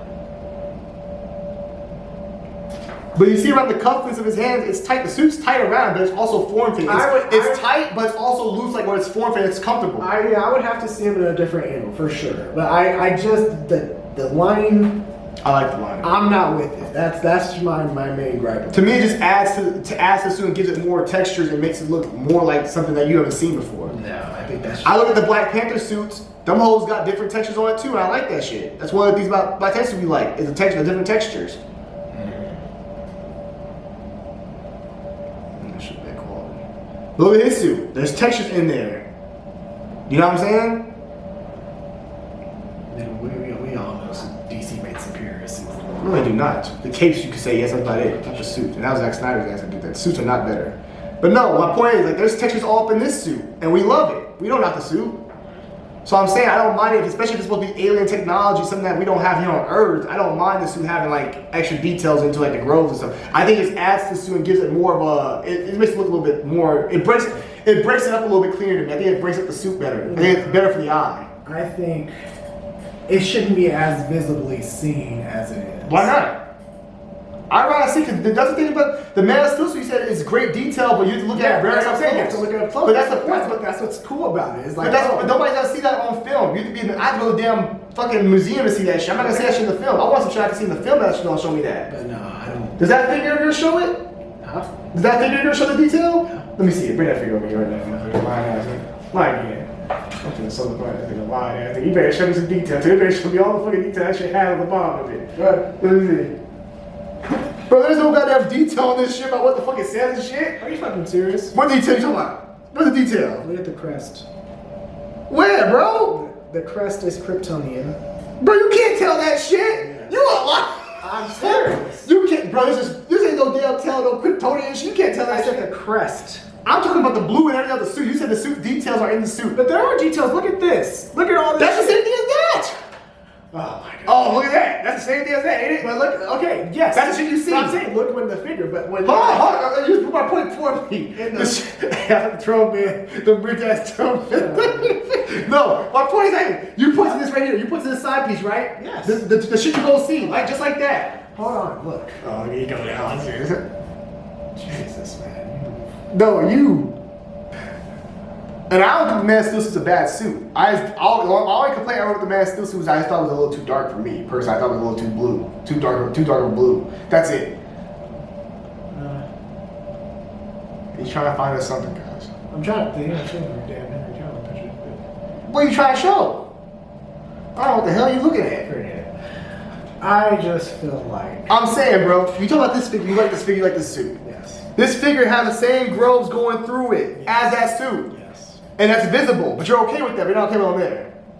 Maybe but also it's like minimal. Look how it's just the sides. The sides is fine. But you can't see that. This shit, it's right that's- from the top of the suit too. But so it makes it breaks the suit. Okay, the side right here breaks up the suit. That just helps break up the suit more. If you didn't have none of that, the suit would be a plain ass blue suit. It wouldn't break the suit up. Yeah, It helps breaks it up. Because think about it, this breaks it up from the goddamn the cape. It just breaks up the suit more. It adds detail, but it also breaks it up. It's on the knee pad too. It's on the knee area. Yeah, no, I don't really like it like that. That's your personal opinion. I give it. I'm just saying. I think it breaks it up more. And I just say, as far as like David Cornswell, I feel like he bulked up for the role, but He's still bulky. Okay, but let me finish. I feel like he bulked up, but I don't see it as well as it should. But also, you look at a dark image when he's sitting down, like the motherfucker ain't even standing up. And yeah, maybe. But even with the shot, you can still see he's still a big dude. You can still see he got swole. Maybe with a different angle. It might look different. You can still see the muscle tones on him. And like you can't see no muscle tone, you still see the muscle tones. Just like Robert Pattinson. Robert Pattinson got bulked up for his role, and his suit shows some of that, but it's a looser suit as well. It's not like Ben Affleck's suit. Yours live off that Zack Snyder shit. Actually, Robert Pattinson didn't even get bulked up for the role. He had to get a little bulked up.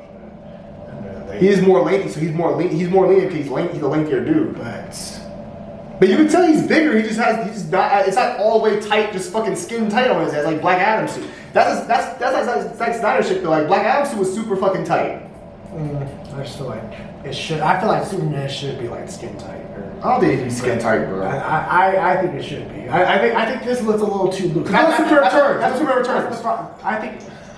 Because that's the only Man of Steel you're talking about. Superman Returns, Luke suit was not super tight on him either. You're only using one Superman. Out of all Superman we looked at, we can go to Christopher Reeve next.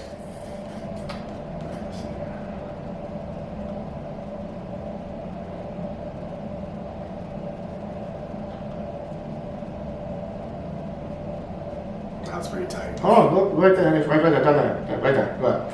Yeah, it's on him, but it's not super tight where it's like, oh shit, it's not Man of Steel tight. It's like a nice loose tight fit. That's what the other one's gonna look like when he's standing up. So it's a loose, tight fit. It's like a straight tight. And also, you see what I talk about when I talk about breaking it up? You see how this suit right here, even though I hate Superman Returns look, it's fucking all just one, it's just straight, just blue. When you have like shit like this one has right here, where it's showing shit, it breaks it up the suit more to help it look better because it breaks it up. Which is why I said the lines are gonna help break the suit up more, so it's gonna look better on screen. Right. I just feel like there's some creases here. It just feels very loose fit. I feel you. I think we always when we see a trailer. I gotta see more. But all I'm gonna say one more time is that I think when you have that neck piece like they have, you have to have some stuff right there to break all that shit up to be able to separate everything a little bit and break up the damn scheme. And it probably wasn't the best idea to have this nigga, the super reveal, this nigga sitting down putting on his boots. I like it when there's some shit going on in the background. It don't bother me. I look at it like this. How I look at it. I look at it like the only reason why I say this is because the memes that came after this. That's 2024. The photoshops, they put Godzilla wrecking shit in the background. This nigga putting on his boots. They had this nigga at Foot Locker trying on the boots. Like, it just. I think the reveal should have been like cut off. That would have been the first tease. What? But I would have cut off. It did just the boots. That would have been the first tease. You're right. I mean, I mean, already teased with the damn logo, didn't you? Just think about how they did the Batman. When the Batman revealed his suit, that shit was epic. I was like, oh shit, I'm hooked. But it's different. The Batman's different than Superman because Batman, we have a whole bunch of looks. We've seen Batman have different designs every Batman. Superman's kind of been, you kind of know what the Superman looks going to look like. It's going to be red, blue, and you kind of know the basic looks of what Batman is going to be. No, Batman's different because Batman, think about it, Ben Affleck's had the short ears with the more gray look. Okay. You had Michael Keaton with the yellow and the black with the one headpiece. Superman has different suits. Not really. Superman, for the most part, you know what it is. Superman, you could go with dark blue and red. You could go light blue. You could go with the collared New 52 look. You can go with goddamn no tights. But it's still not as much as Batman. Batman's like, oh shit, with the Batman suit going. It's just like when the casting of Superman, you got the cape with the yellow Superman emblem on the back. It's just like with the castings. Like when Batman gets cast, it's like, oh shit, who's gonna be playing Batman? It's a bigger casting just because Batman's been around so much longer. And he's so much there's so much popularity with Batman. It's different. But what I'm saying is though, I had a problem with this picture because I think it kind of goes to the point of like Superman's a regular guy like everybody else, trying to make it, and when he sees trouble, he has to suit up and get ready to fucking go out there and go handle business. Yeah. As instead of Clark Kent, you got Kal-El. I'm still on like the tights thing. It's just I feel like. What's your point about the tights? I just feel like man has outgrown.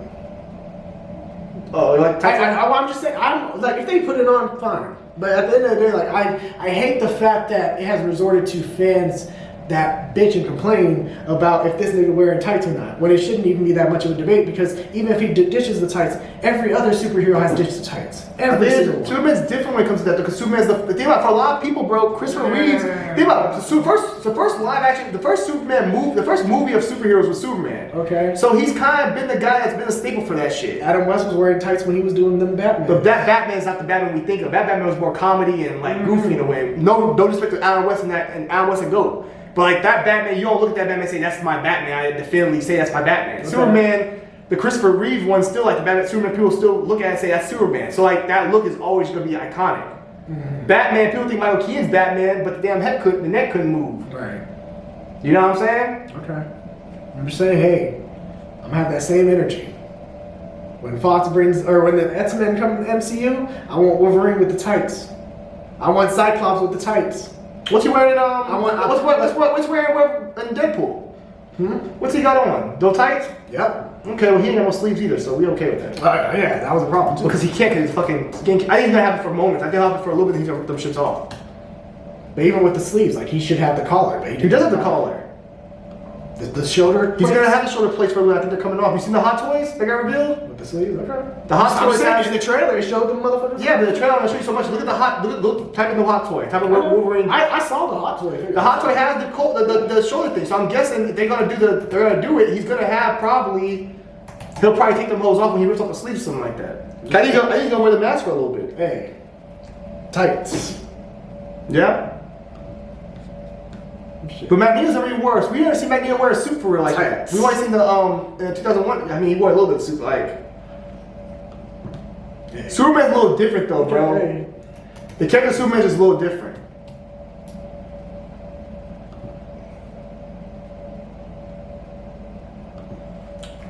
tights. Yeah, you can't be mad at people for looking at Superman. Superman's the first created super. When did Superman come out? When did Superman created? Tell me when Superman created. Unless you know by heart. Was it 1928? 1948? 1948, my bad? Type in when Superman was created. Unless you know. Like 1938 or 1937 or 1941. Okay. 1941, the character was created. No, that's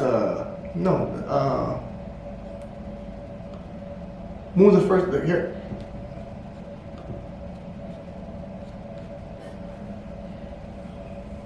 $1938. Okay, so he's like the first of his kind, the first superhero, right? So for people, that's what they remember. That's the look. Okay. So a lot of people look at Christopher Reeves, right? That's the Superman people identify with. Christopher Reeves had the tights. Okay. That's fine. That's what I'm saying. That's if you want. That's what I'm saying. That's what would separate people from identifying Christopher Reeve's version versus the new versions. Yes, but I'm saying people like some of the things in the old. Just like they brought back the curl. The curl. So you didn't want the curl. Okay, for a long time. okay. The curl. I agree. No, you told me the curl was yes, stupid. and I regret that. I feel like the curl is iconic. Exactly. There's certain Yes, that's what I'm saying. things That's what I'm saying. The curl is iconic. Yes, I could get with that. The curl is iconic for Superman. Tights. When every superhero was wearing tights back then, yes. But now every superhero doesn't wear tights anymore because tights don't look as good. He's 13. Batman was made. But that's not the one people think of. People think of Adam West. That first was Adam West Batman. The first like TV Batman was Adam West. But nigga, the character was made in 1939. But what was the first adaptation of him? The first adaptation of Christopher Reeves is this Superman with tights. And the first adaptation of Batman was Adam West. But that's not the first. If you ask everybody, no disrespect to Adam West, what's the Batman people think of as the first Batman for them? Michael Keaton's Batman. Even Batman, the fucking animated series, nigga was wearing tights. Yes, but I'm saying Adam West, the first Batman people think of as live action, like TV Batman. It's Michael Keaton. Okay, definitive Batman, Kevin Conroy. What was he wearing? He wear tights, yeah. Yes, tights. I'm not saying he can't wear tights. I'm just saying when you think of Superman, Christopher Reeves is the first official Superman people think of. When you think about Superman, that's what you think of. That's a suit. Mm-hmm. Michael Keaton's Batman, you don't think of them. He doesn't look like that. Who said Michael Keaton is the definitive Batman? If he's the first Batman, it's Adam West. That's the first. Adam West isn't gonna adapt to the right. Adam West doesn't do Batman like Batman does the comic. Adam West is there's more common than Batman. You think Adam West is the Batman people look at it and say that's Batman? I'm saying the first on-screen Batman. Movie, West. not his TV. Movie. Adam West over movies. Still comedy. I'll call Mama and ask what's the definitive Batman when you think about Batman. And she ain't even crazy as Batman fan. We go? I'm not knocking Adam West either. Adam West is great for what he did, but most people won't say Adam West, bro. Most people ain't gonna say Adam West, I don't think. Shit, I'm right here. Let me see this. Who you better call? Nah, do I have a list? I'm not saying you can't. I'm not down on the hill. He gotta wear tights. I'm not saying he doesn't have to wear tights. I'm just saying I get where people come from. Because I was saying about the curl. I thought the curl was something that was always necessary. You used to tell me, no, we don't need the goddamn curl. Okay, and You changed your opinion about yeah, sex. that's what I'm saying. That's the one that I could be like. There's okay, white people who feel that way about the tights for them. For them, they want the tights on Superman. They just feel like that's part of the character. But I just feel like it's stupid when everybody. You thought the curl was stupid too. Okay, but okay, the curl is iconic. I get that. The curl. You weren't saying that though. Okay. The curl is different though. How? Because the curl he's the only person to wear the fucking curl. There's people that talk. He's the only person that has the curl. There's certain. Okay, hold on. Hold on. He's the only person that has the curl, correct? Yes. Is he the only person that has tights? No. But also, Everybody let's talk about also. We also do the same thing with other characters, like Wolverine. People want Wolverine to have the fucking chops and the goddamn haircut. People want that shit. Have they done that? Not always. They only do the first Logan, probably did it, and that's it. They haven't already done that for them. But people want that. There's certain looks at characters that have that are iconic to them that people want to see. The tights, people don't think, when they think about tights, they don't think about every superhero. They think about Superman. Superman's known for the tights. So it's that character. Just like Wolverine. Wolverine's known for a certain look, which is why people want Wolverine to be short as hell in the next casting and be like, that's what Wolverine is. There's certain characters that have certain aspects of them that people think of and say that's part of that character's dynamic. Okay, bet. Not saying you're wrong how you feel though. Okay, bet. Then I want Wonder Woman with the tights too. No. Yep. I want the tights with Wonder Woman too. The iconic, like the anime series and like the Linda Carter. They're like the Linda Carter. I want that. Nah, bro, yep. it's 2024. I want that. No, it's 2024. Hey, what you talking about, bro? Bro, it's 2024. Superman should be wearing tights, man. What's the superhero? He wearing tights. Okay, what's the superhero that people put to tights? What superhero they think about when they think about tights? What superhero is that usually? Bro, it's because he's the only one that fucking still wears them now because y'all keep. You don't still wearing what? because y'all keep trying to put this man in them goddamn The tights look. People like Superman in the tights. Jesus. Doesn't people like him in? People like that look on Superman. I'm not even a person that hates it. Like, if y'all put the tights, fine, be my guest, put the tights. But to say that, oh, this man absolutely has to have the tights, or else it sucks. No, but every other character has tights, and that's ditched them. There's every fan base. You have fan bases in every. We have Star Wars people out there like that that are just like they gotta have it this way. They don't like it. So I'm not saying there's some people out there that are tripping. Those people are tripping. I don't think it has to be a make or break thing. I get why people want it, but it's not a make or break. Like that's what I'm saying. Like so many people shitting on Henry Cavill. They're like, oh man, Henry Cavill has like people are already shitting on Henry Cavill when he didn't have the tights. Well, shit, Star Wars goes through that all the time too. Everybody goes through that. Marvel goes through it. Star Wars goes through it. Like some people, shit. Hey, he doesn't have the tights. I ain't watching it. Like, bitch. I mean, Marvel went through the same thing. Same with Star Wars. Like, every IP goes through that. Okay. There's some people that's what they want. If they don't like that, they don't want to see it. That's a choice, but I mean. It's dumb, but it's cool. That shit just crazy to me. But it is what it is. A lot of these don't have the tights. I don't know. Maybe he will, maybe he won't. If he does, it's cool. If he doesn't, maybe he has the tights. That's lit then. We lit. That's a new Superman. Something we haven't seen in a while. That's lit. Hey, that's fine. That's fine. I ain't hating. I'm just saying. Superman Returns, he had two, huh? Yeah, Superman Returns, he has. Even the Superman anime, the Superman series, My Adventures of Superman, has the tights. So the only way he has is Man of Steel. Zack Snyder's the only way to get it. The New 52, pretty much. Okay, yeah, but the New 52. So people want that shit back. It's part of Superman. But what I'm saying is, I don't think it should be this whole thing. And also, let's also remember that even in those movies, Batman had tights too. So that's what I'm saying. If Superman gotta have tights, not Returns. Superman Returns like what? 09, 08. Christian Bale's Batman had no fucking tights. Well, no, but I mean, but they were also. But not the same time period. They were also different universes. But at the same time, as far as time period, as far as movies coming out, nobody's ever been on that. But I'm talking about if they're on screen together and Superman. No, you don't need Batman tights. No, if Superman got tights on screen. I mean, I think cool Batman getting tights. You need Batman tights. That's cool. Yeah, but I don't know if you need it. No, get Batman tights. If they do, then you'll be alright. If Superman got tights, then Batman needed to have tights for this universe. All right, I'm cool with that. I can't have as Justice. So I can't look at a Justice League roster and them lined up, and this nigga everybody got tights, but this motherfucker is Superman. I can't have that look. Why not? He's distinguished. No, they both gotta have it. Hey, so okay, man. So what if everybody got tights on? Green Lantern, everybody got tights on. You cool with that thing? Green Lantern doesn't wear tights on. Well, they threw some tights on his ass, make him match. Okay, what Batman, Superman? If Batman and Superman got him, then hey, you good? Okay, you might get that. And I'm good. He might get that. I'm just saying, hey. He might get it. Hey, if you'll be quiet, you'll be all right. Yeah, I'll shut the fuck up. I'm like, okay, fine. Then just, hey, I ain't gonna be the only motherfucker looking all stupid wearing these damn tights. But tights don't look stupid though, Superman. It works for him. Like I'm saying, certain characters can't do certain shit, but certain characters it works for, bro. I think tights work for Batman too. I'm just being honest. Hey, it does work because the black tights will work for it. It does work. I'm saying you won't need it, but yeah, put it on. If you're doing the Batman with the blue cow, hey, blue tights, put them on. Shit. No, we ain't get the blue cow. Put them bitches on. Hey, I do hope we see Batman in the daytime though. That'd be kind of lit to see Batman in the daytime. Yeah, we had just change his suit a little bit and give him a little bit more blue and make him a little daytime sometimes. Because Batman does pop out in the daytime. It's very rare, but he does come out in the daytime for shit. Yeah. Not like to fight crime all the time, but like for certain shit. But most times he works nights. Yeah, facts. That's how you reach him. But yeah, Superman. Let us know your thoughts on James Gunn's Superman. Do you want the tights or not? Suits. What do you think? Do you like the tights? Do you want the tights or not? Let us know. What do you think about? Hey, Johnny can change up. He might change up because when he was with the curl, he didn't want the curl, but now he can with the curl. So yeah.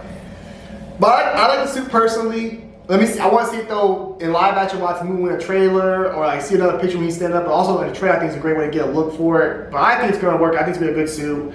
Right now, Johnny ain't liking it. I bet you, I'm promising Johnny's gonna like it when it's all said and done. I think the tights look cool back then. They were iconic back then, but I think now he's still tights. It's just like tights. I bet you don't still buy the fig though. Huh? You still gonna buy the fig? That's another discussion. You'll buy that, hoe. That's another discussion. You'll buy it. But yeah, let us know your thoughts on Superman, the new Superman. It's hard to distinguish it now. I just say it's new Superman. Not Superman Legacy. Yeah. Let us know your thoughts on James. I think James got Superman. Yeah, James got Superman. The suit. What are your thoughts on it? What were your first opinions? Mm-hmm. Are you cool with the tights being on? Cool without them? Like, what are your thoughts on that? Yeah. Let us know down below. I'm trying to think. Is there any more topics? That should be it. You got a lot of shit. You put Dark Vader in the background, up in the boat. You change it up. Mm-hmm. They switched That's up pretty their good. Darth Vader. And them Oreos were hitting. I got the Star Wars Oreos. Oh, for real? It was like $4 though. But you don't get that many. Really? You got like 30. I was here. I got the light side ones. I was like, yeah, let's go. I'm a Jedi. Yeah, I took a picture. I sent it to the mom. Yeah, this host, I'm almost going to kill them. They got the pictures on them now. Oh, Jennifer, you know too. You know she's pregnant, so. How's she doing, by the way? Kyle, she's doing good. She liked the Godzilla Minus One. She gotta watch Batman still, but she's watching. She liked the acting like Jennifer's enjoying the acting like. She actually likes watching it. That's good. Mm-hmm. Yeah, man. But I don't think I think that's probably about it. Shit. Okay, yeah, I think that's a wrap on this one. Yeah. Pop back in. Yeah. We should actually get more news coming. Should we do act like it next week or some shit? Or Yeah. I don't know, wait back like every week or how you want to do it? Yeah, we'll see. Wait, you guys sit down? Oh shit! We still on camera. My bad, boys.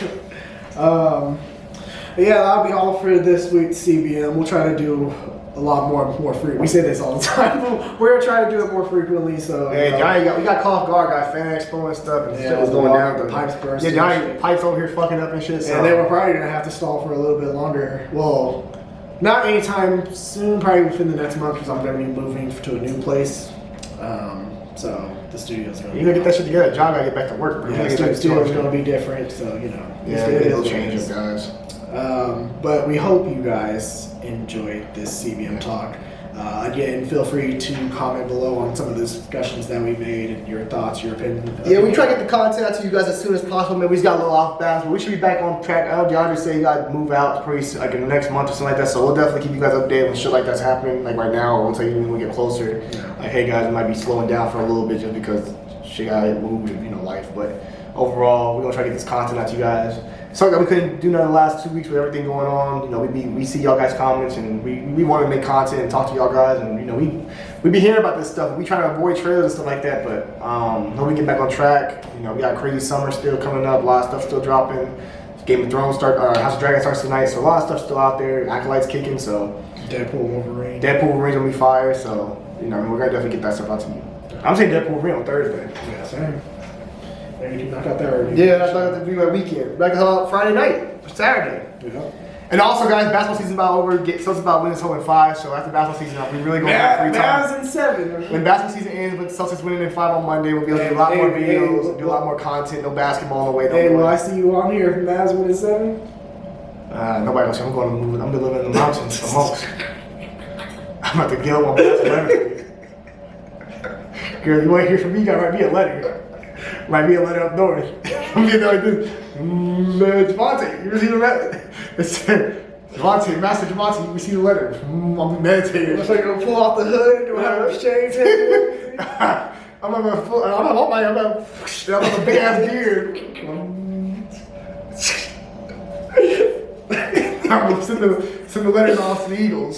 That letter gonna say Mavs in 7. Disregard this jail. Nah, Mazda, Celtics are finishing off in 5. DeAndre already, he ain't no Mazda. He just wants to see me lose. Celtics are finishing off in 5, and we'll be able to do all the content we want because there'll be no more getting basketball for a while, no sports, so we're gonna be just really kicking in the content and gear and stuff like that. And, Inside Out too. I want to go see that this Tuesday. I'm probably gonna go see Bad Boys tomorrow. I want to see Bad Boys also. But Tuesday, I'm going to see Inside Out. I'm not going to see both, actually. I got work at 3. I'm not going to see both. We'll see. Maybe we can knock Monday, no more basketball no more because Celtics going to win at 5, so it'll be over. But, yeah, actually, Jeffrey was watching Inside Out for the first time last night. She liked Really? She really liked it. She said it's seen Utopia. I don't really know, but she liked Inside Out, so definitely want to see Inside Out 2. And Bad Boy, I heard was good. I want to see Bad Boys, so let's catch up on, guys. We'll get y'all content, though. Just stick with us. Ride with us. Yeah. DC Temple, I think you were the one that sent us a comment asking when we were posting, getting this out. So here you go, you got it. Yeah. Finally, thank you. Hey, at least you cared to ask. We back. I completely forgot about doing one of these, and then you brought it up. I was like, oh shit, you're right. But when we talk about doing one, we talk about the Superman, so you're like, we're gonna do one eventually. We take that time. We're gonna knock one out. At Temple 277. That was yeah. Yeah, we're gonna have to just knock this out, though. Yeah. But yeah, we're gonna try to do more topics that come along the way. Like, we'll probably try to do weekly or bi-weekly. And I think it's gonna be even awesome later down the road whenever I get those mics and we have those podcast mics, so it's even more authentic. It's kind of process. It's a process, man. Once I move into my official place, then I'm probably gonna work on trying to get some strip lights, so you know, looks Yeah, cool. I got the house. Yeah, get those Yeah, ones. I got the Amazon. Yeah. So LED lights, yeah, no, it's gonna look awesome, man. It's gonna look awesome. So definitely. We still growing, we still building, but thank you guys for rocking with us. Like DeAndre said, thanks for rocking with us. Thanks for continuing to subscribe and support. And you know, I don't need our death battle. While we don't try to get this stuff out to you guys, man. Just you know how life goes and summertime and stuff. So a lot, you know, stuff you can't prepare for. So we'll be all right. We're gonna keep on getting content, keep rocking with you guys. And glad you guys are still tuning in, man. And I'm glad we're doing CBM. We ain't done one of these in a while. You know. It's always good to get back and talk about. Yeah, hopefully we get back with Alec and my man, bro. Kenneth, yeah. Kenneth and Alec get talking that shit. I got a lot more to say about Star Wars, about that sequel trilogy and everything. I gotta go back and start talking that shit. But no, overall, man, dope. Glad to be here today. Got to do content, so we rocking. Hope you guys enjoyed. Be sure to like, share, and subscribe. I'm DeAndre. I'm a master. Javante, the one that's always right, the one that's always sunning. Sometimes you gotta pop out and show me. You know, I'm gonna Kendrick Lamar. I'll change it, really. Yeah, I'm so ready for it. I didn't warn you, just bro. I mean, that song did go hard though, but you know, Drizzy still won that battle. Peace, guys.